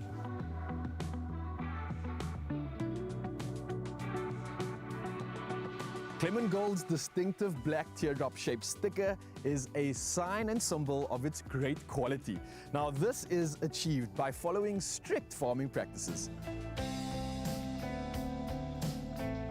All right, Dian, so I believe you are exactly the man to speak to when it comes to finding out why these Clement Gold mandarins look and taste so good. So can you maybe walk me and show me a little bit about what you're talking about, especially when it comes to things like the weather? That's a difficult thing to control, to combat. How are you dealing with these issues? Yeah, well, the weather is probably the biggest challenge we face. So we have nets, and we're trying to add some more nets that really helps getting better quality fruit, protecting it against the elements, hail, wind, sunburn. And we're also looking at water management, using drip irrigation, because we tend to have droughts more frequently than not. I mean, you've got pests, you've got diseases, you've got all these other crazy things that you also have to combat against. How's that being tackled right now? Yeah, it's a major challenge to the balance between clean fruit, but also what's good for the environment and for us to use. So it's a holistic approach, and we really try to integrate a various amount of practices to keep the fruit clean. What I like about Indigo Fruit Farming Group is that we farm for the quality and the quantity. The farm understands how to do things correctly, especially on protecting the environment. We're using integrated pest management to control some of the pests, which is the biological insects. Celebrate 20 years of premium quality Clement Gold mandarins, grown and packed locally. And you definitely want to join me for our next adventure as we go diving into the biggest packing facility in the country. Just got to figure out how to put this on and get the mandarins there. Look at Ryle on the tractor. Oh. Did you manage to start it, my friend? I actually didn't. I couldn't find the keys, bro. Is that the excuse? Is that the excuse? No, we got it. No, it looked like an epic experience. It was so much fun, man. I had such a joy, and also just not only learning about the farm, but especially something that you're going to want to check out next, and that's obviously Clement Gold's biggest pack house. There's so much to look forward to, man. It's state of the art. The technology they're using are ensuring that these beautiful mandarins get to our fridge, get to our house in absolute perfect state, and you're going to find out all about why. And we're going to use them in an epic recipe. As you can see, we are busy prepping. We'll tell you all about it a bit later. Stay around.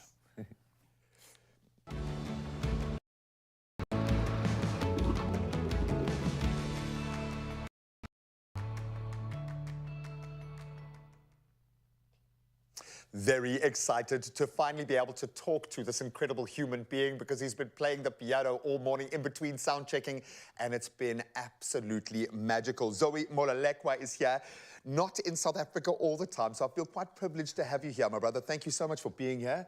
Thank you for having me. Thank you for serenading me the whole morning, man, or for adding a magical soundtrack. I absolutely love that feeling of stepping into the studio and being pulled into your space. But I need to find out from you, where are you based right now? Because I understand you're studying in New York. Yes, that's correct. So what does that look like when you take your art form and you plug it into a system that is that advanced, where everyone in the school is as amazing as you, all due respect? Sure. What was that like, entering into that kind of space? I mean, at first, it was very much overwhelming. I think, you know, it's probably every musician's dream to see themselves in New York at some point, especially as a jazz musician. Yeah. Because that's the mecca of jazz, you know. That's where the best of the best of our role models are based. That's where you find the best of the best of my peers. And so it's a wonderful, challenging environment that I think brings out the best in one. Yeah, it's the kind of pressure that you're going to need to thrive in, because when you enter into the industry, you're going to rely on the strategic network that you build within your peers there as well. Sure. How tough is it, though?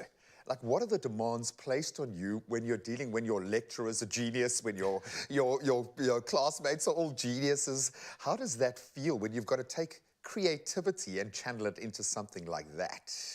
I mean, I think, honestly, it's not too much of a challenge because it's just really good, hey? So much inspiration, honestly. I mean, our mentors are musicians that have been on the scene for almost 40 years, some of them, with so much experience. So, you know, learning from someone like that who's going on tour for a week in Europe, coming back, teaching class, and then going, recording, it's kind of giving us a glimpse into the possibilities of what we can achieve too. You can see it, and that kind of representation in an art form like jazz, which is quite boutique and it's quite nuanced, there is so much to learn. What's the key? Because it feels like jazz musicians are mad scientists to me. It feels like you guys can go any direction at any point in a song, but there has to be such a grounding in knowledge. Sure. What's the key to being a successful jazz musician, do you think? I think definitely one has to have a very, very strong passion. Drive, yeah. You need to work extremely hard. And obviously there's the intricate details of learning musical theory and all these tools, having a technical facility on the instrument, all of these things that at the end of the day is what you see on stage when an artist is performing, and you don't really think about it because it seems so natural. Yeah, you've got to earn that right to be free. Sure. You really got to do it. That being said, what are you going to open our account with today? What are you going to perform? So I'm going to open up this performance with a composition of mine entitled Blues for the Young, an ode to Eskiam Pahlele. And it was inspired by the writings of the late, great literary genius Eskiam Pahlele. Absolutely beautiful. Buddy, you've already brought the energy that we need this morning, so you don't really have to do anything else. Just take us on a little journey. Ladies and gentlemen, Zoe Molekua on your Feel Good Breakfast Show. Take it away.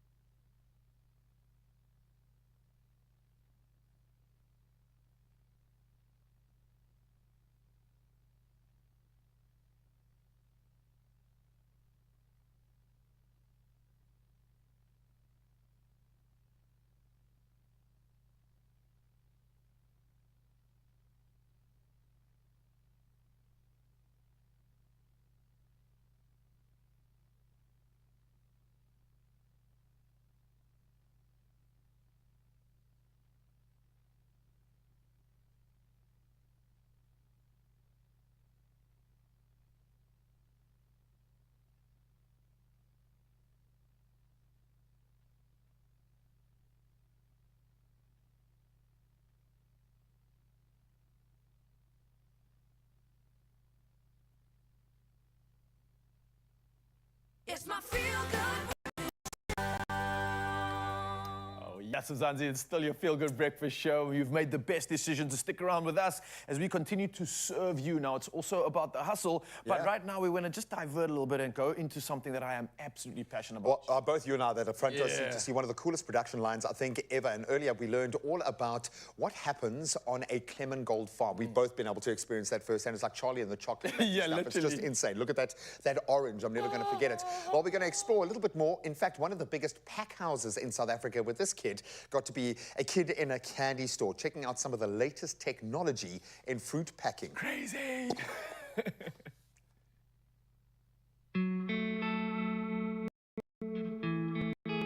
Now, apart from dominating the Mandarin growing space, the A&B Group owns some of the largest citrus packing facilities in the country, and one such being Twipack right here in Nelspruit. Now, this is where they use modern and state-of-the-art fruit packing equipment, and it gives them the flexibility to meet the various packing requirements from both local and international clients.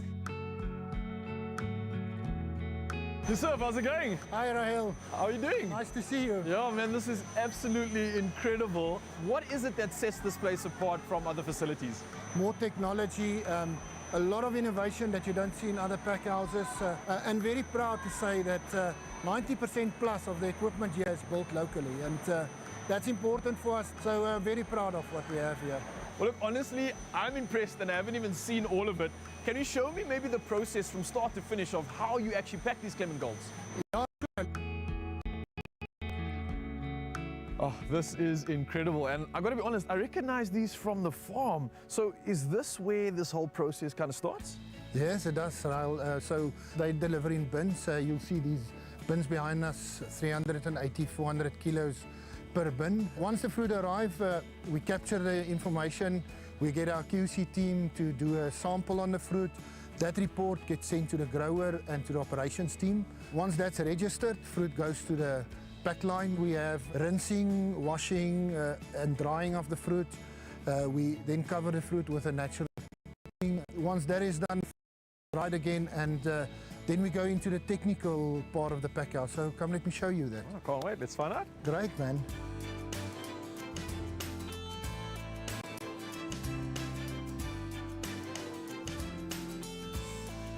Rahel, so this is our control room. This is where all the action happens. This is where it gets technical. Okay. So these equipment outside, so those are grading and sizing equipment, and the intelligence it uses is takes 100 fruits a second over the current system we have, and use that information to dissect that fruit. Hold up, so this isn't happening for the entire batch. This is for every single individual fruit. Wow. That's correct. So that allows us to put each fruit in the best market possible. In the control room, we have verification behind you. So the station draw fruit directly off the line. So Lorraine is our QC, and she will cut fruit open. You can look at the fruit and see there's no seeds. If we look at over maturity, you'll see the rind move away from the flesh, which we don't see here. Oh, it absolutely looks perfect. I'm going to ask you, how many of these do you have on average per day? It's not counting. A Clement Gold a day keeps the doctor away. Following this process now, the fruit is destined to an outlet, and on its way there, we can label the fruit as well.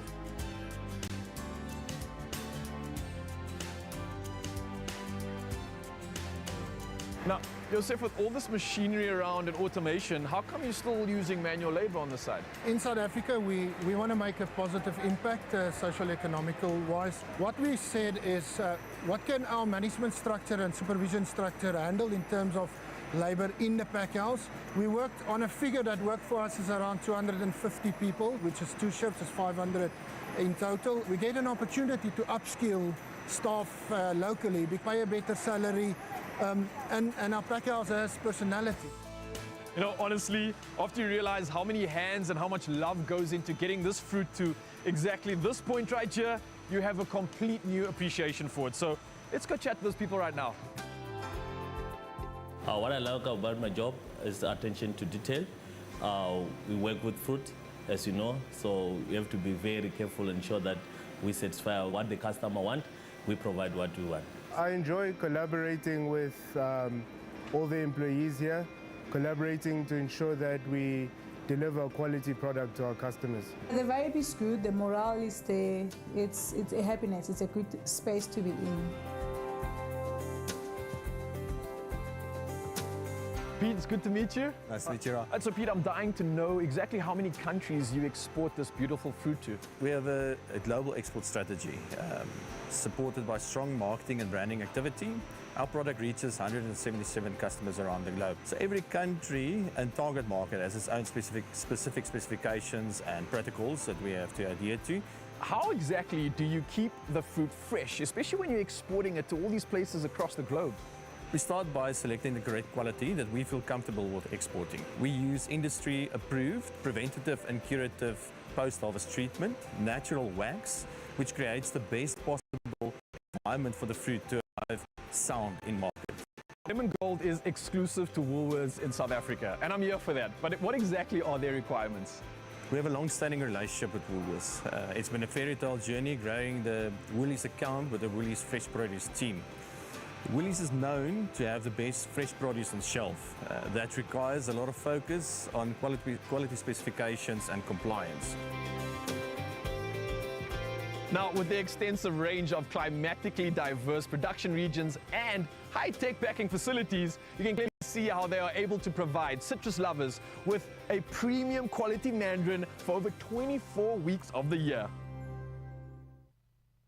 Oh, amazing, How dude. cool is that? Did you keep your beard? I wanted to. I felt so legit and professional, but honestly, the safety measures they put in place, Oh, it's insane, I was here for that. It's the reason why these things are ensured to be of such high quality when they reach us, bro. Yeah, I know, it's premium product, premium taste. We love it. It's evident that they take all the necessary steps, including face beard coverings, absolutely everything to produce. I think, I'm not going to say some of the best, I'm going to say this is on balance the best citrus in the world. It is absolutely delicious, and no doubt they're going to continue on this trend for another 30 years. Buddy, can you now please make us something in the kitchen with the Okay, Clement Gold? fine, deal. Let's get to it. Go ahead.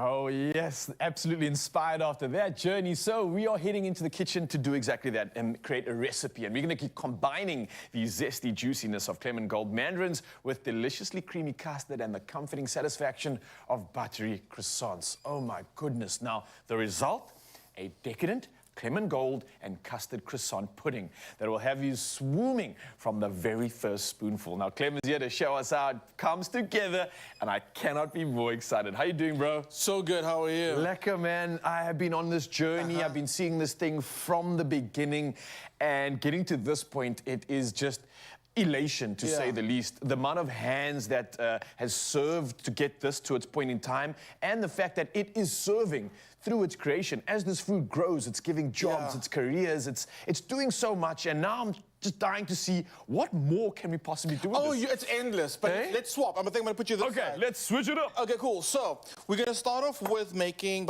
a Clement Gold curd. So as you normally would with lemons, you're gonna just substitute all those elements with a beautiful Clement Gold mandarins. So right here, I've got sugar, and I have got, let me think about it. It's been a long morning. What's in here? Sugar and eggs. I was like, yo, are you testing me? I don't know, Sugar and eggs. Okay, sugar and eggs. And then you're adding the mandarin, Clement Gold mandarins for the That's zestiness, right? This is the juice in with the zest, because there's a lot of flavor in there. What I'm gonna need you to do is you're gonna work on the royale to do that. Okay, so guys, welcome. Firstly, we ask Clem what to do.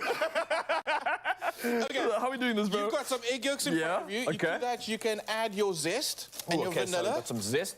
Ooh, all of it, right? Yeah, all of it, all of it. You want that flavor. Vanilla's going in. People miss out on half the goodness by just using the flesh itself. Okay, I don't blame you. It's so good. But also, there's so much impact of that flavor, essential flavor that comes from the zest. Yes. Don't ever skimp on the zest. It really is powerful. Okay, am I mixing this first or adding the rest of it? I see I got milk, sugar, and what is this? That's cream. So, sugar, you can add some sugar to it, Salon. Okay. Adding some sugar. That goes in, all of that? All of it. All right. And then you give it a nice mix. Yeah. And then what you're going to do is you're going to start adding your cream and your milk. And you can do it like in stages. A little bit of milk, a little bit of cream. Okay. The thing about the cream is being heated, right? So you want it to be warm through where your finger's just uncomfortable when you touch it, okay?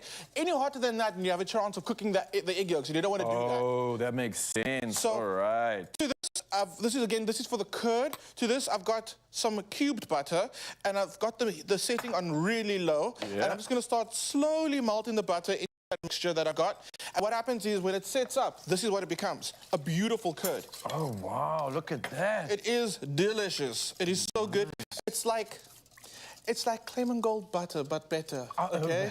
It's like, it almost has the look of like a sorbet in a weird sense. But Yeah, it looks like it's frozen, Yeah, it but looks it's like it's not. frozen, but it's not. It's buttery, it's creamy, and I'm absolutely here for it. What's next off that? Okay, cool. So yeah, now you're gonna mix in the rest of your cream. Yep. Essentially, what you've made is a flavored royale. A flavored royale. There we Wow. go, royale I feel like fantastic. every step of this recipe is a like dessert on its own, but yet it doesn't stop there because somehow we're going to combine this all. Yes, Right, okay. so- The curd joins the croissant. Croissant, I was in a restaurant the other day, and literally, like a 5-year-old, Mama, I want a croissant. And I was like, listen, everybody in South Africa now, we're all just calling it a croissant. Done. Okay, cool. In the hot. Okay. So, last little bit of that curd. So I'm going to take your royale. Yeah. The royale And coming I'm going in. to pack this in really nice and tight. you. You know what's quite nice with this recipe is if you do have leftover croissants, yeah. this is a great way to use it because you kind of want it to be a little stale so it can absorb this beautiful flavor. Okay, all right. And obviously, just for the purpose of the show, we're using a small dish, but you would make like a big one. Yeah. And then pour this over, and you let it sit for half an hour. And you're going to see how much of that liquid disappears into... So does it's actually turn into a sponge and kind of Exactly. all of this? A flavor There's quite a bit of liquid you put in there. Yeah, and you see all of it disappear, and we're going to actually add the rest back to that. Okay. Then it goes into the oven, and it looks beautiful. I'm telling you, it comes out, the croissants have absorbed all that beautiful Clement Gold flavor. It is so delicious. What you can do is, you can caramelize a few of the segments. Yeah. Put that over there, maybe a little bit of lemon gold zest, even mix up your citrus. It is so delicious. And the best part is, none of this honestly, true story, none of this had me fishing to take the seeds out. Oh, yeah, because it's seedless. It's seedless. Of course, Exactly, man. and obviously the fact that it's so easy to peel. Yeah. It is such a good dish. Hot custard. I don't know if people out there prefer their puddings with hot custard. I'm a kind of a room temperature kind of guy. I actually like it hot. You do? I like it You to do? steam and everything. And guys, so that's the end of Raul being in the segment. He'll be back next week. So Raul, you can pour it's room temperature, unfortunately. You can pour that over All right, your bro, I'm just dessert. going to say, I'm just... It's pretty... Tasting the curd is absolutely phenomenal. I've got to say, the fact that you're using Clement Gold right now in this is making me understand why it's so valued and the quality is there. And Mzansi, let me tell you this. The process, obviously, of gradually combining the cream mixture and the egg mixture together is known as tempering. That's something that I did earlier, and reminding you that this allows the eggs to be mixed with hot liquids without curdling, all right? So that is of utmost importance when it comes to this recipe. You saw how I did that. And on top of this, if you love this pudding as much as we loved making and kind of tasting it, which I'm definitely going to do now, then you definitely want to head over to theexpressoshow.com and get the full recipe. What are you waiting for? It's pure quality and Clement Gold goodness. Nice job, bro. Well done, you. Okay, I'm diving in. I'm ready. Oh, finishing touches.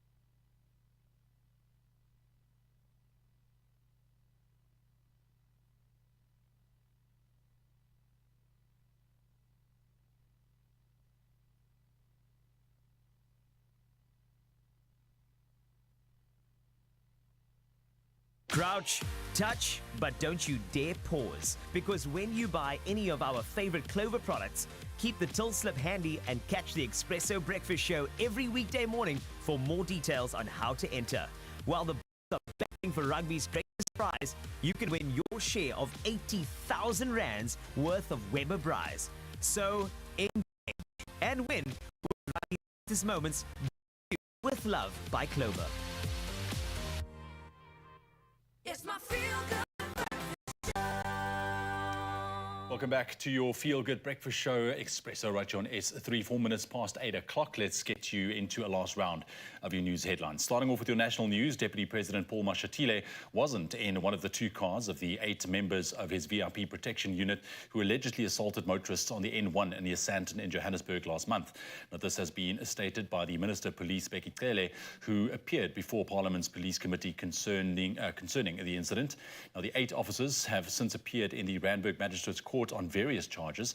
They are out on bail of 10,000 rand each. Now, Cele says there were 7 vehicles and only 2 stopped. Mashatile was only informed about the incident later.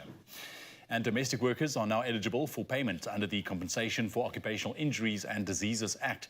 Now, this ensures their safety in the work environment and means domestic workers, including chauffeurs and gardeners, are now able to claim if they are injured or contact a disease at work.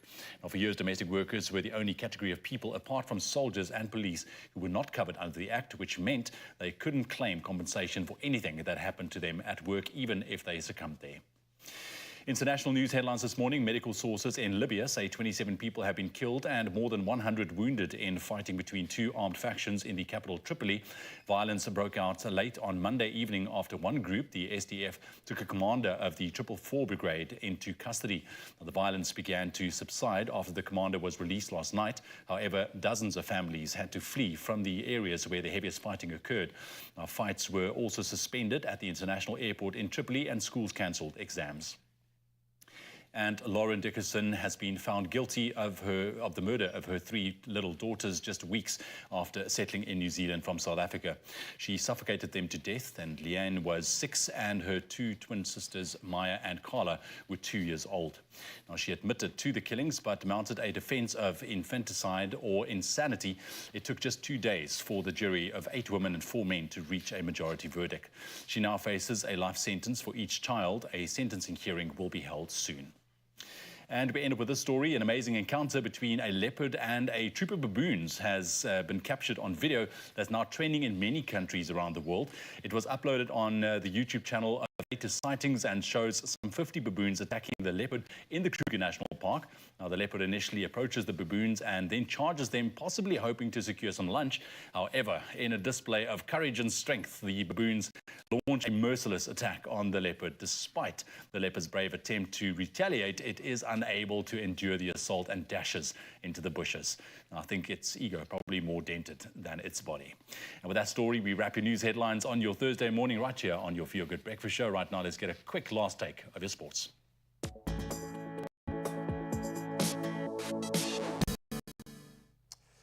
Now that we've reinforced the strength of Jocko the Bushveld, let's get into a little bit of English footballing news. And of course, it doesn't get bigger than this. England shattered. The Matildas' dreams. Australia are out. And that's courtesy of a clinical 3-1 victory in Sydney, securing their FIFA Women's World Cup final spot against Spain. So stars of the moment, Lauren Hemp and Alicia Rousseau, struck late, propelling the Lionesses to their first final. After some past stumbles, they've come so close. Now Spain awaits them in that final after defeating Sweden 2-1 earlier in the week. And that means that new champions are in fact guaranteed, which is exciting in itself. Sunday's showdown is going to be, I think, the best women's FIFA World Cup final in history.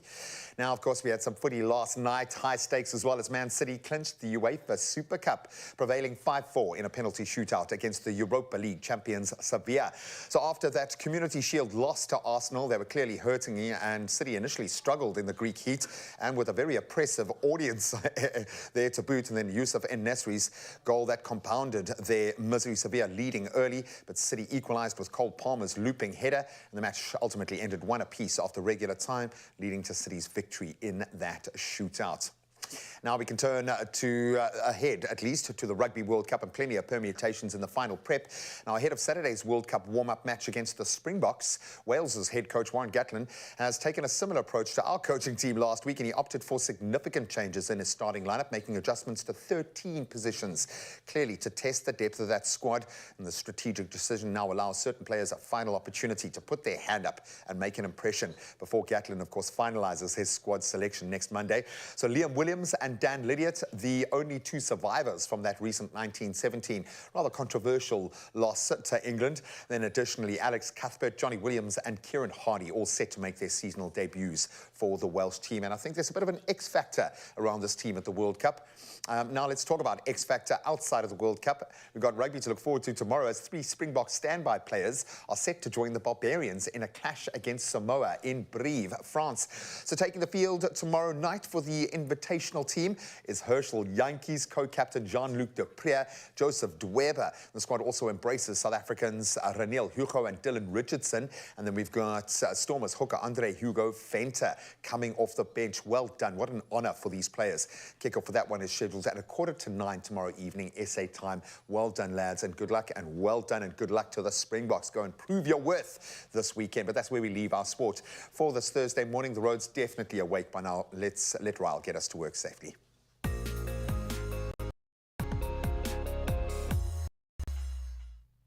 Yes, G, thank you so much. And for you, Mzansi, it's time to serve you one last time. And you are heading out on the roads this morning and starting off in the Midrand area in Johannesburg. Now, there is congestion at the Baklu interchange and there's heavy traffic backing up. So if you're in the area, please allow for more travel time as you plan your route. From Johannesburg, let's head back to Cape Town and Goodwood to be specific. There's traffic building on the N7 southbound at the N1 inbound ramp. So again, if you are in the area, can definitely expect delays. Sticking to Cape Town right now and moving to the Plattekloof area, there's more congestion and delays on the N1 inbound at the Plattekloof ramp. So please plan accordingly, and for anybody else heading out on the roads, buckle up and stay safe as you do. From the roads now, let's head to the sky and see what's happening in the latest when it comes to weather.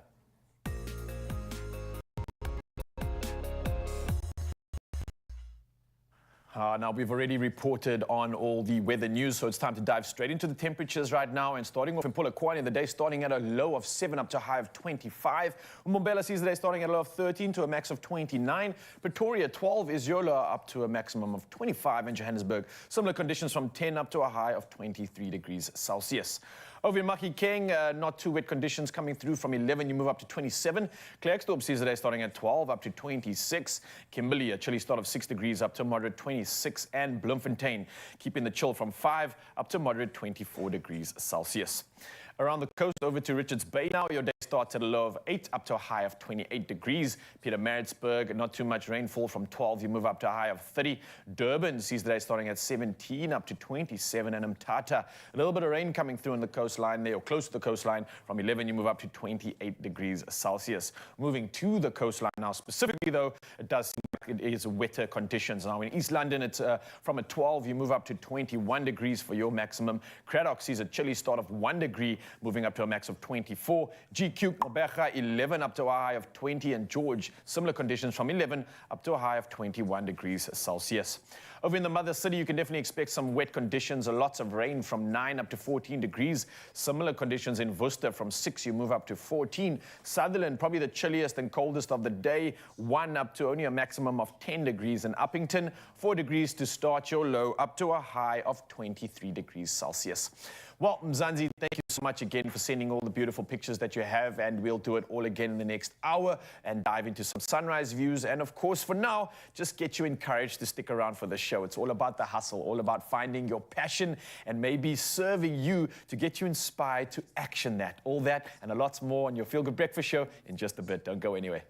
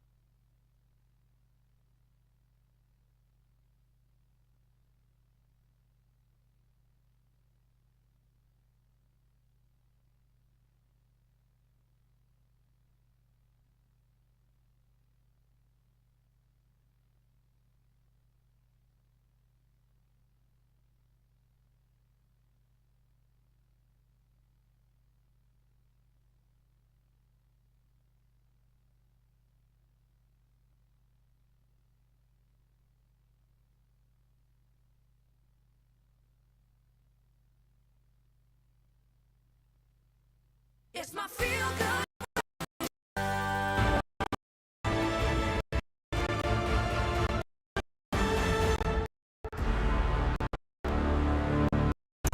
Welcome back to your Feel Good Breakfast Show, Expresso right here on S3. It's been a wonderful Thursday with lots of inspiration being served. Right now, though, we are turning our attention to some movies releasing. Yes, and JP Sebastian, our movie critic, is here, and he's just said to me, he said, listen, this is one of those rare weeks where I really feel excited for some movies releasing. JP, lucky to have you, my friend. Yes, please bring it on, brother. Very much, and I hope that you're excited about some of these. It's my job to try and sell them to you in a way, even though JP's not paid to say these things. He just loves it.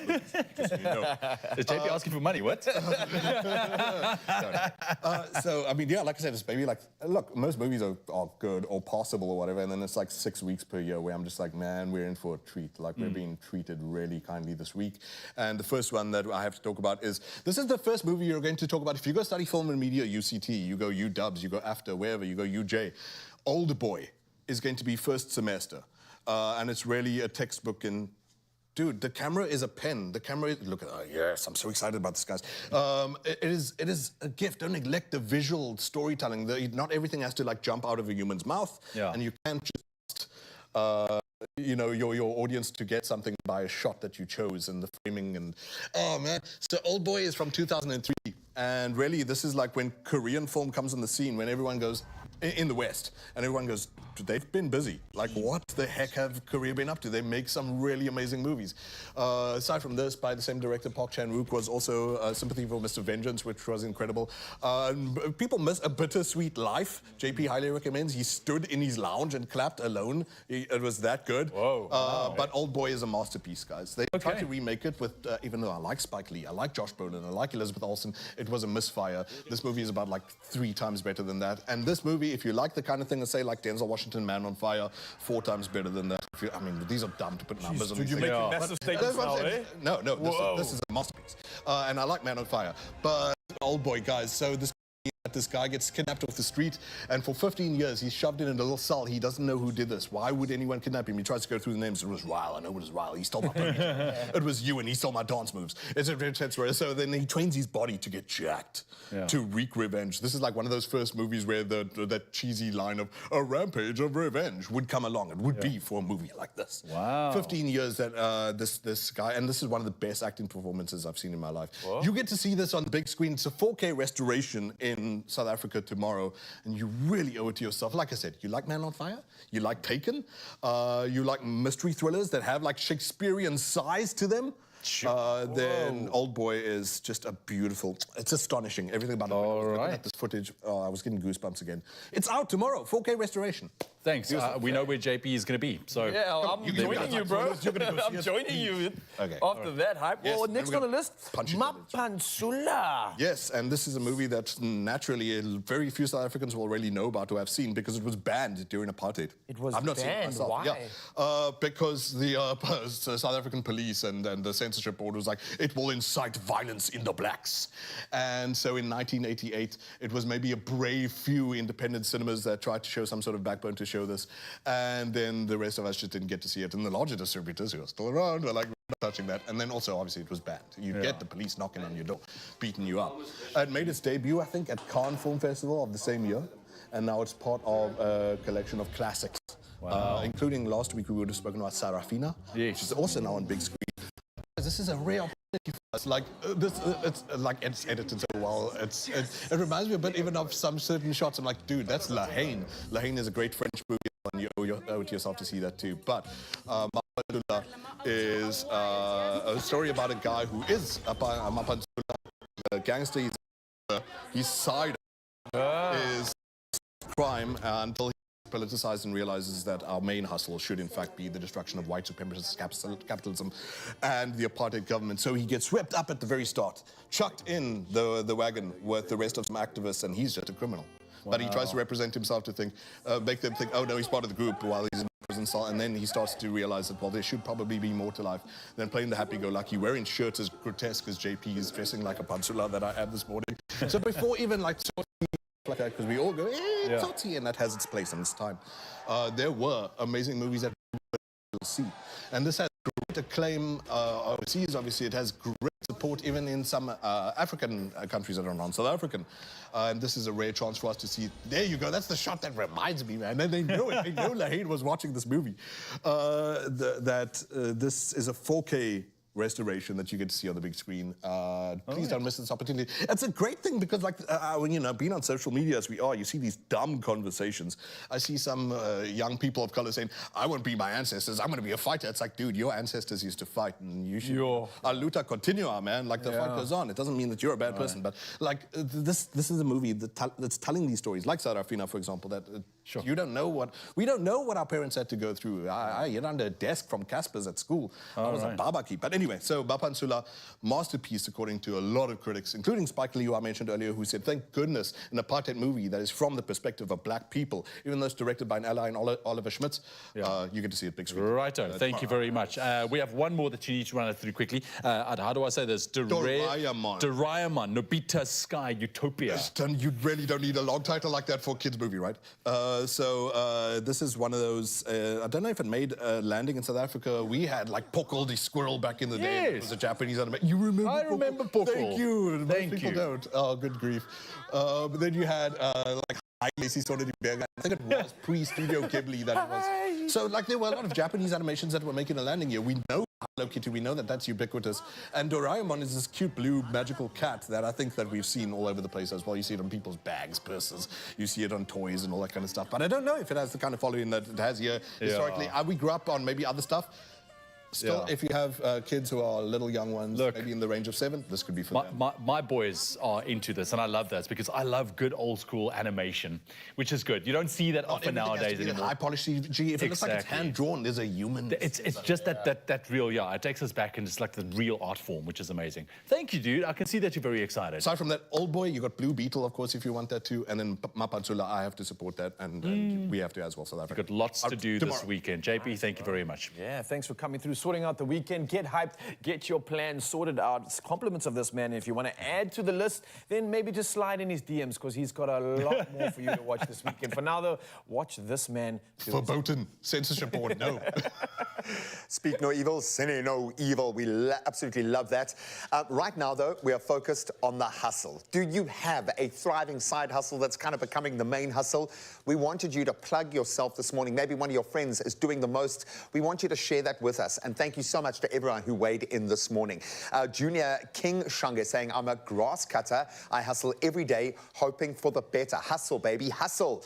Absolutely love that. Feni Mokondo saying, I'm a lady plumber and I wake up every day trying to put bread on the table. This is a space where you can dominate, girl. Thank you for spreading that message. Katricia saying, I'm currently unemployed, so I'm into plastic recycling, at least not a registered business yet. I like the word yet, but informal. My partner, John Webb Lewis, currently helping and supporting me to achieve my goal that I have so much passion for. Wow. That's how you do it, not only saving yourself and improving your situation, but thankfully saving the planet for the rest of us. Keep them coming. If you've got a side hustle happening right now, you've got a friend that is changing the game. If you yourself want to back that side hustle to become the main hustle, give it a shout out right now. Drop us a voice note, send us a video, send us a pic, 063-408-8863, or hashtag Expresso Show on all of the socials. It's about the hustle this morning. Keep them coming. And then, of course, we are going to be connecting with an incredible individual. I know we're talking about Denim, but just look at this face. Shiraz Reddy is here. I got a specific instruction to talk about his face because it's so beautiful. But he's going to take us through Willie's incredible denim range in just a moment. Stick around.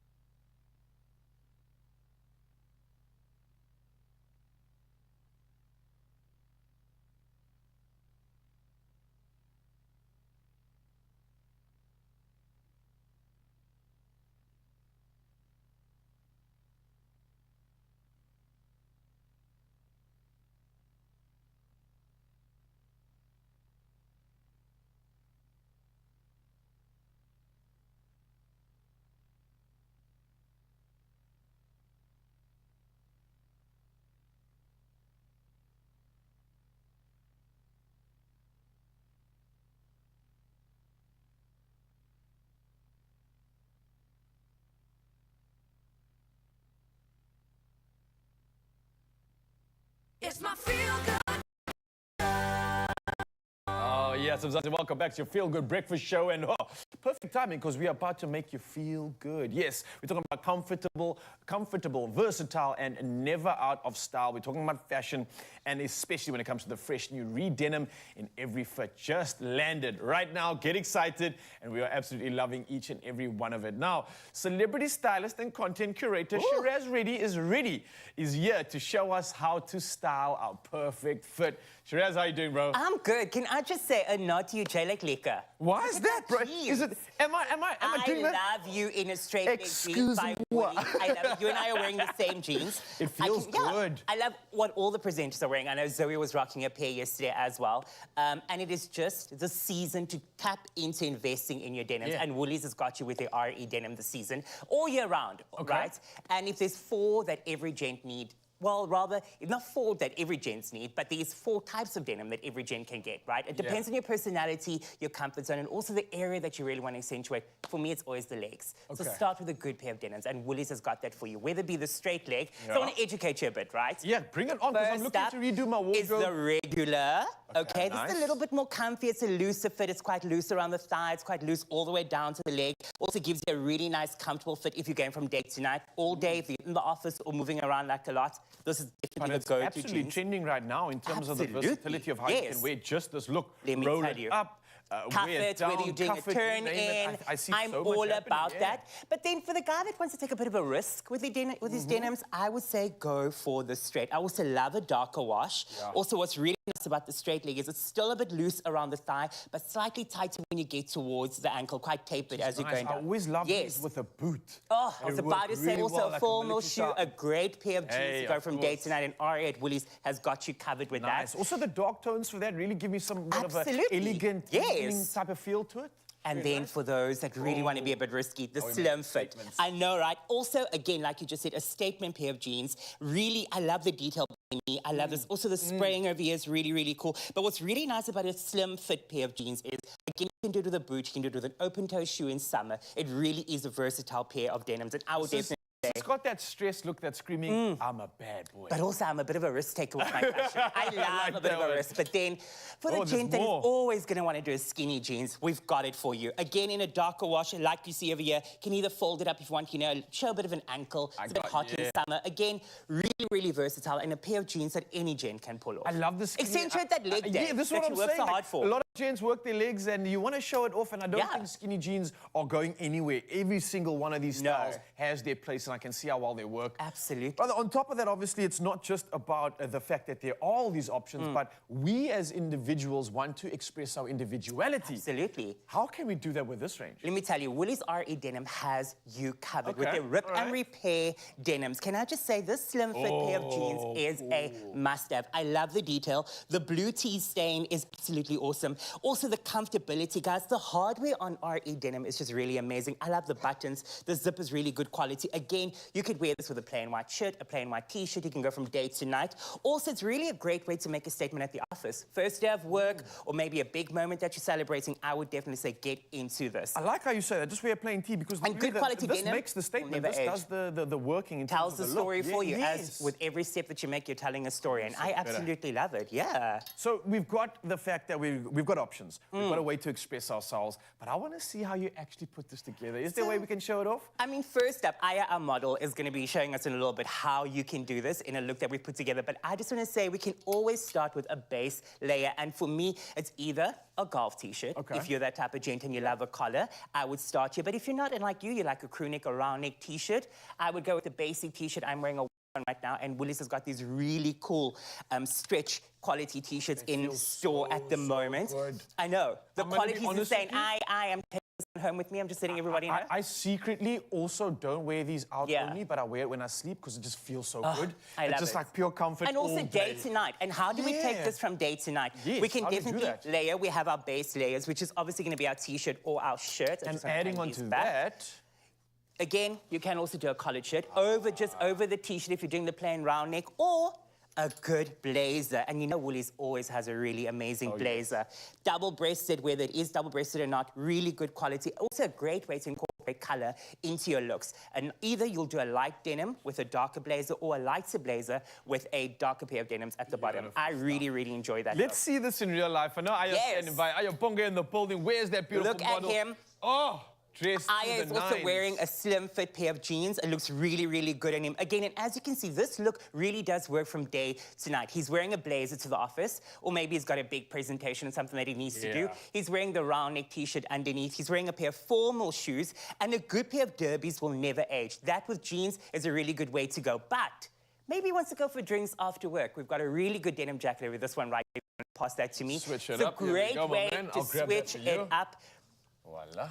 And what's really, really cool about this jacket is it's actually a shacket, by the way. We need to say that properly. Yes. It's not quite a jacket, it's not quite a shirt, it's an in-between. But again, he could be going from day to night and it looks really, really good. The pocket detail also allows you to throw in your phone. You don't need to take a bag with you. You can leave that in the car and go out on a night out on the town. Functional yet stylish. The man Functional yet stylish, and RE at Woolies has got it for you. prime for every occasion. Aya, thank you so much. The man's looking like he's about to cash checks and break necks. I said that to you this morning. I was like, you look like you're about to go and cash a check. Oh, Shiraz, thank you so much. You two are looking absolutely Thank you. exceptional in your denims, and I cannot say anything other than thank you, Woolies, for coming through. So for you, Mzansi, make sure you look dapper in fresh new jeans from Ree and shop it exclusively at Woolworths, in-store, online, and of course, on the app.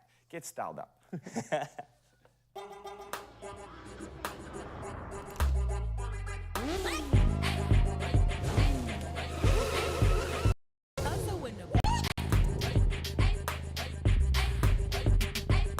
I'm the boss lady, ladies, I'm the boss. My time to shine, no time to get lost. Show them how I, show them how I.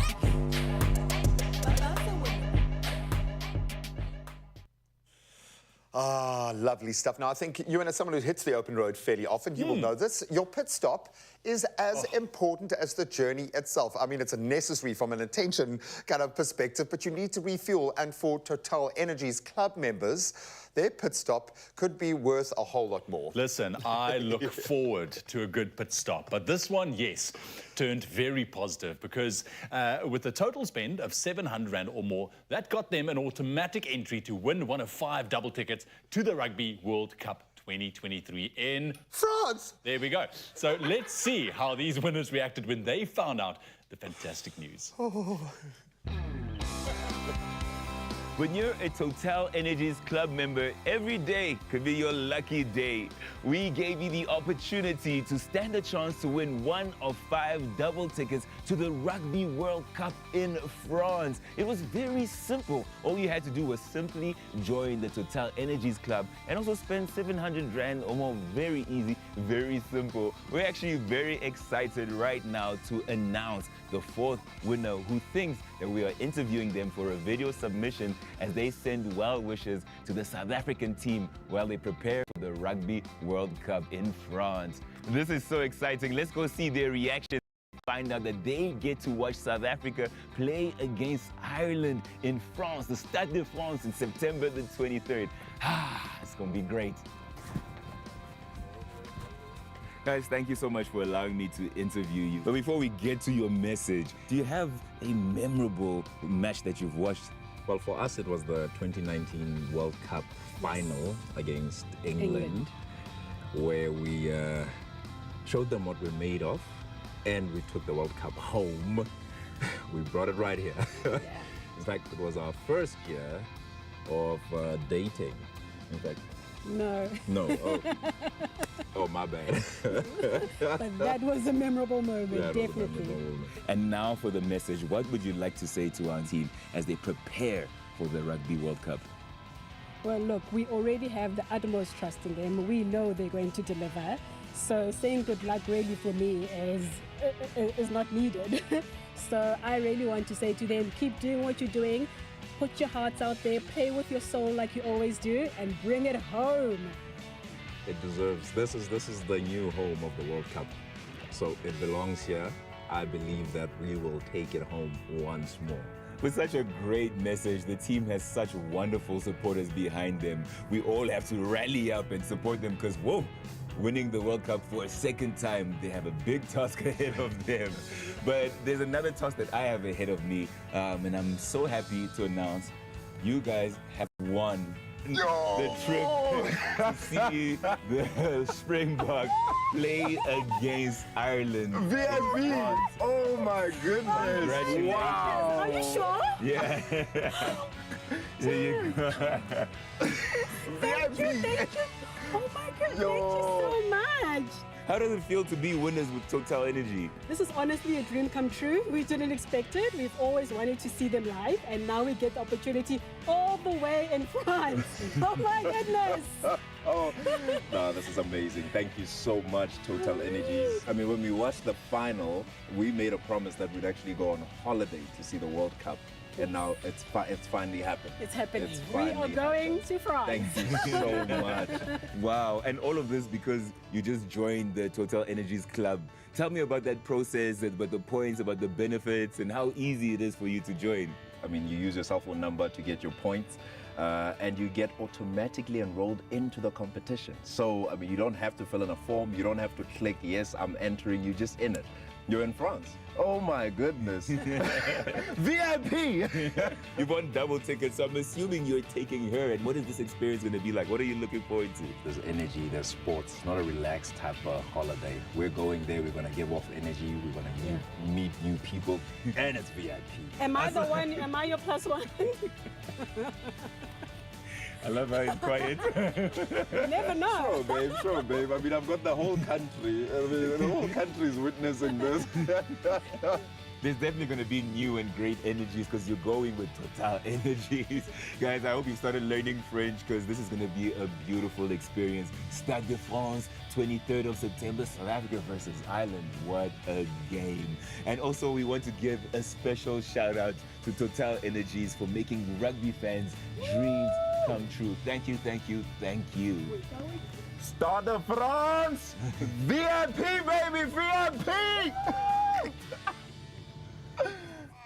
Come on, can you imagine that moment when you find out that you are a winner of, I think, a competition as big as this one? No, Ewan, because we're not eligible to enter. We cannot. Hashtag T's and C's. But anyways, you know what? We are so happy for those winners. I mean, the rewards really don't stop when you are a member. So go about joining the Total Energies Club now by downloading the app. You can do that by dialing the USSD code *120 *2683# or visiting that website club.totalenergies.co.za.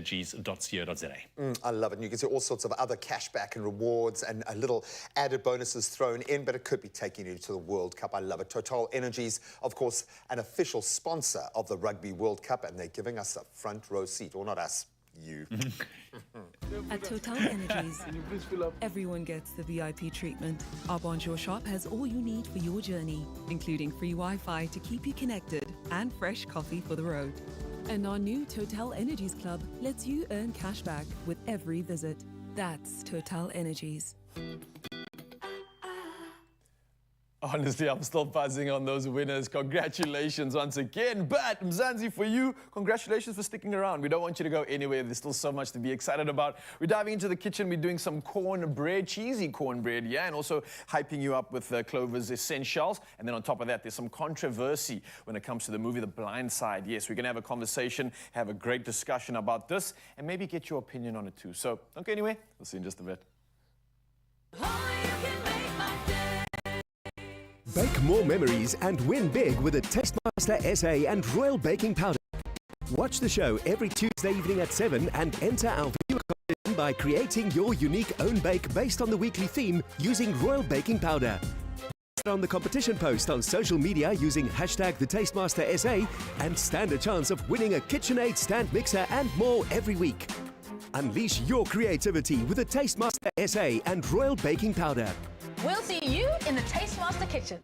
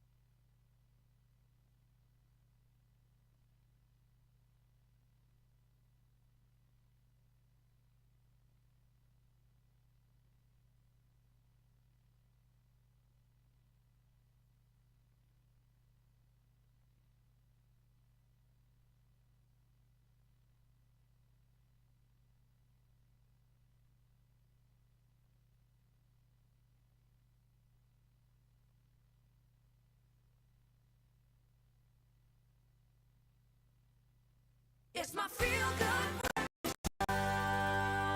Welcome back. Thank you so much for rejoining the conversation. It's going to get a little bit spicy right now because we came across a story kind of via JP, who was actually so incensed that he asked not to weigh in on this one because it does trigger. So this is a trigger warning for all of us, and it relates to the movie The Blind Side, and possibly all of us being a little blindsided. It's made news originally for the greatest of reasons. It felt like the story of human triumph.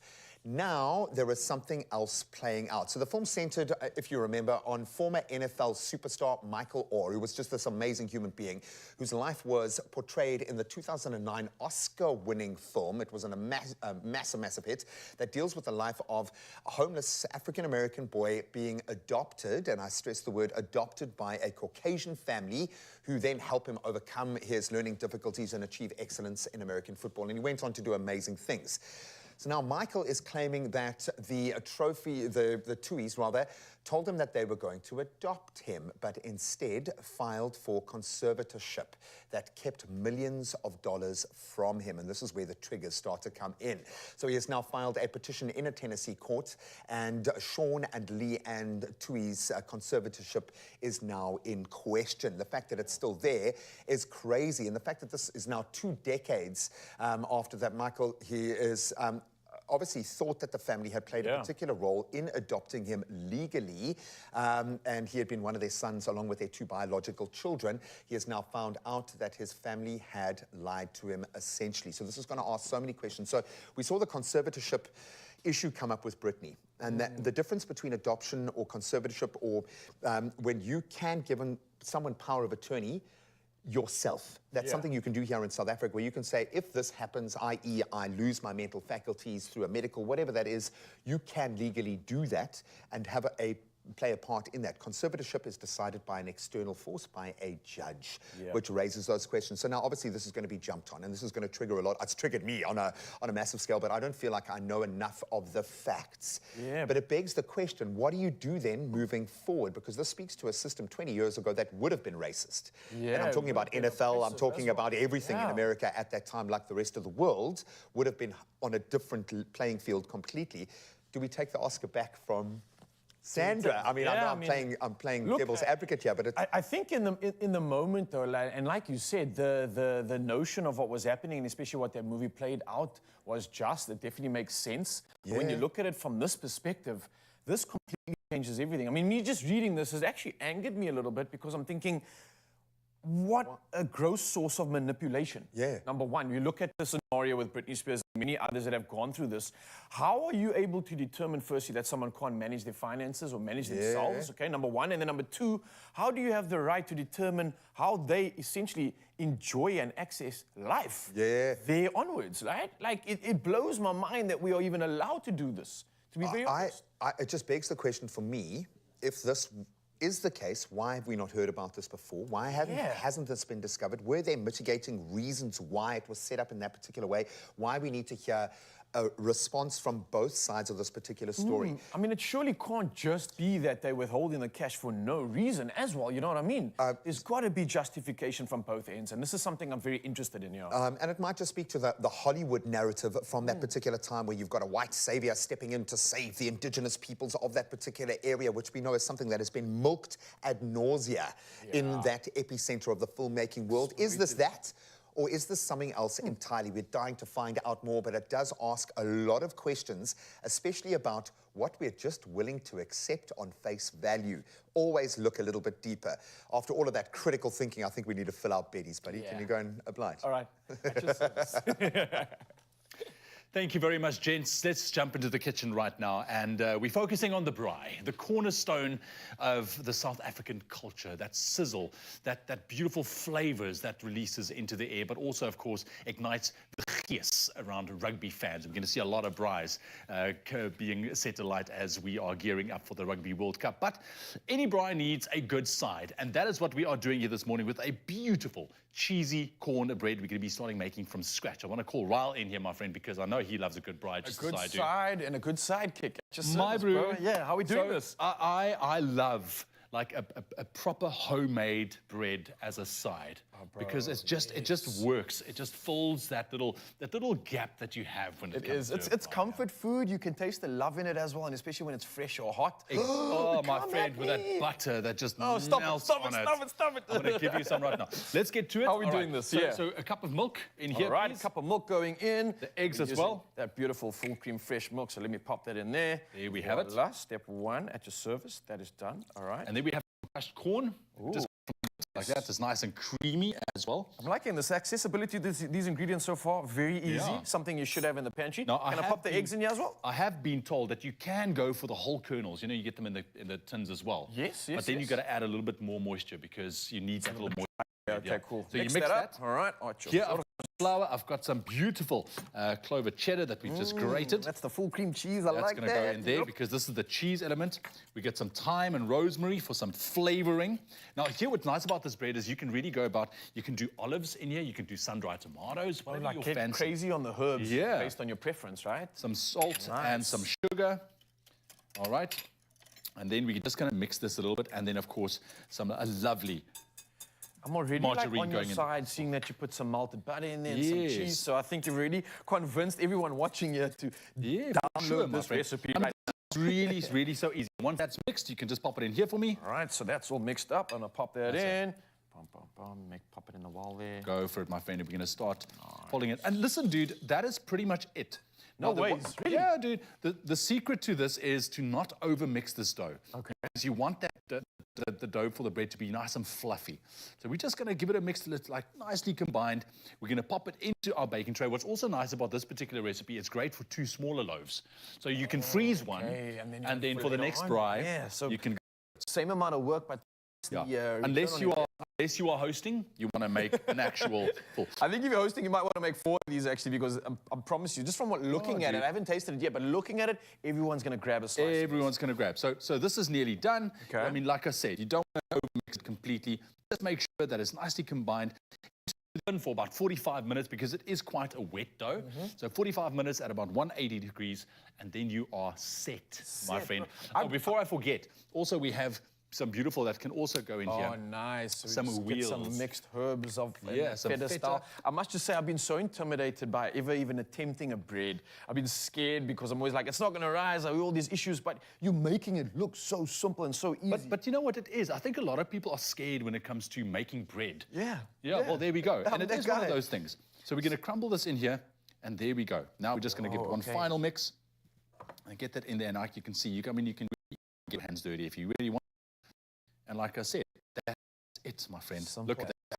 Beautiful stuff, brother. On top, it doesn't stop there, man, because you're going to plug Mzansi in on the opportunity that is worth a lifetime right now. So maybe while he's popping into the bread, then I'll explain this to you, Mzansi, because I'm just too excited. So Clover is sharing the love and giving away 80,000 Rand worth of Weebers. Yeah. Now, all you have to do is simply buy any one of their products and keep your till slip handy. Then you want to dial *120 *560# and follow the prompts to enter. It's that simple. Now, keep watching the Expresso daily because you can find out more, and your T's and C's can also be found at clover.co.za. So, what are you waiting for? Get involved in that, get this recipe, and the rest of life is just going to be a breeze.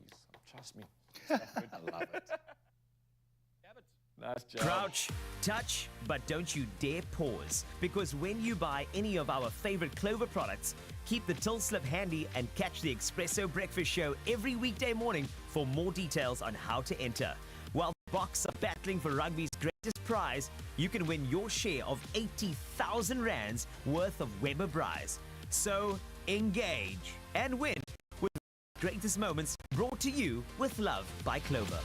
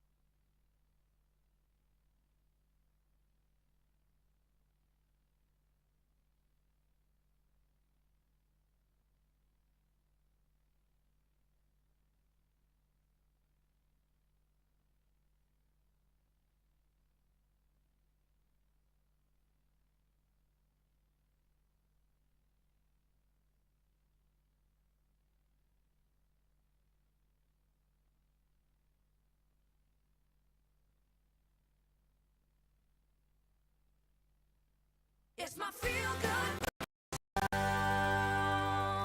Welcome back. Thank you so much for joining us. Time for a little more inspiration and an opportunity for you. And joining us on our stage is pianist, composer, and just wonderful human being, Zoe Molekua. Alongside him is Lerato Sokulo, who is the event coordinator from Jazz and Vines. We've heard about them.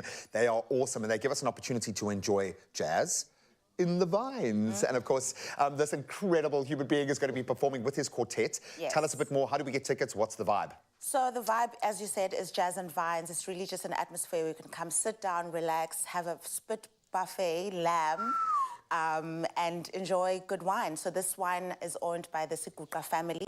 Nice. They acquired it in 2019, and they're the first Black-owned vineyard, which is quite special for us. And obviously, we're hosting Zoe. You can get the tickets on Quicket. Absolutely love it, buddy. I know you're going to be performing with your quartet. Is it different performing in that collaborative space when all of you kind of are coming from different angles? How does that feel?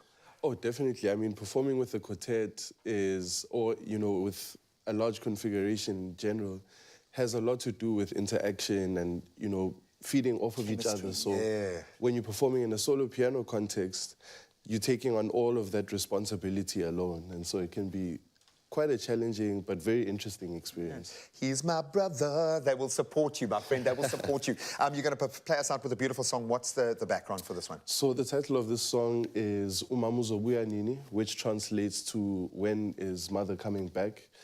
And it's a song that I wrote in retrospect, just thinking about the last time I saw my parents, which was the day they passed when they left me at school in the morning to drop me off. And it's a song that I think at first I wrote thinking about all the questions I was asking myself about when my mother was coming back, and then obviously growing older and looking back, realizing that, you know, as much as she may have left, you know, this earthly plane, she will forever be with me. So it's basically a journey through my relationship with grief and understanding the loss of my Thank you for taking us with, and the best part is both of them are here now, right now. You absolutely love it, Lerato. I think that's our cue. Yes. To step outside, ladies and gentlemen, an opportunity to see Zoe in action one more time. Enjoy.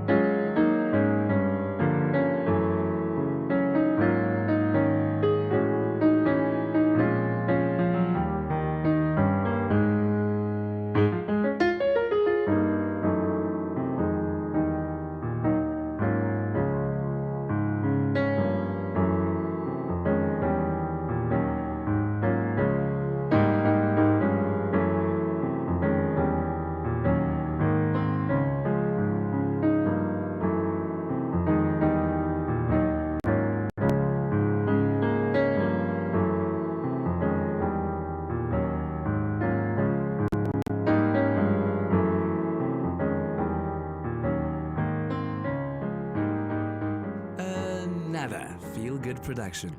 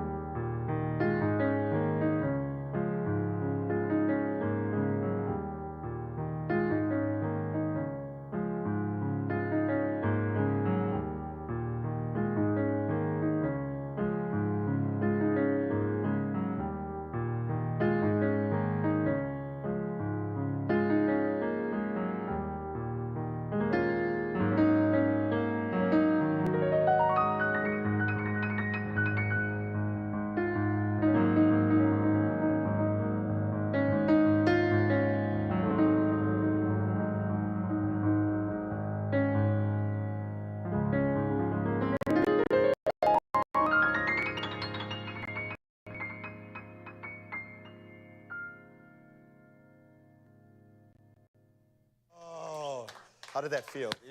Felt great. Oh, man, it sounded beautiful. Thank you so much. So we're still live on Facebook, on YouTube right now. That's the joy of our shows. We get to squeeze and savor these moments. Absolutely, buddy. One last question for you.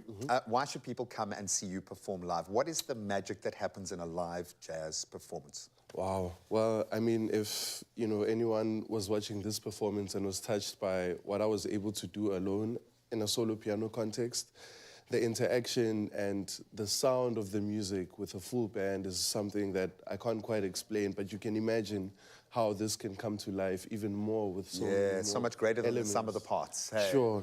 And really I mean, it's also my last performance in the country before I go back to New York. So come on, come on. I love the fact that we've got you here and that you're also kind of carving this path out for yourself right now. That must feel like quite a singular journey. So don't ever think that you're out there on your own in New York. There is a mountain beneath you that is willing you forward, bro. I'm going to make one recommendation. If you want to enjoy a jazz session the most, look at the faces of the musicians and the interplay between each other, what's said without anything being said. Loretta, one last plug. How can people get tickets? How can people come and see this genius and his fellow quartet of geniuses doing their thing? So we're already 70% sold out. Only a few tickets left at Quicket. They are $300, and it's going to be just a lovely day with exquisite food, exquisite wine, and even more exquisite musicians. Of course, this is our second time running the event, so we're gaining a lot of popularity, and we're so grateful for everyone who's supporting Jazz and Vines. Yeah, well, it speaks to this emerging ecosystem, which we love. We absolutely love it. You've stood up to your name today, girl. So much love on the set for you, my brother. Keep fighting the good fight. You're doing us proud anyway. Just watch when those people come calling for the behind-the-scenes movie story, yeah? We got your back, boy, we got your back. Absolutely love the fact that we get to live this experience every day. Can I get one last massive round of applause for Zoe Molekua? One last time, thank you. And we will see you guys bright and early tomorrow morning. We love you. Nice, dude. That was beautiful, man. Well done.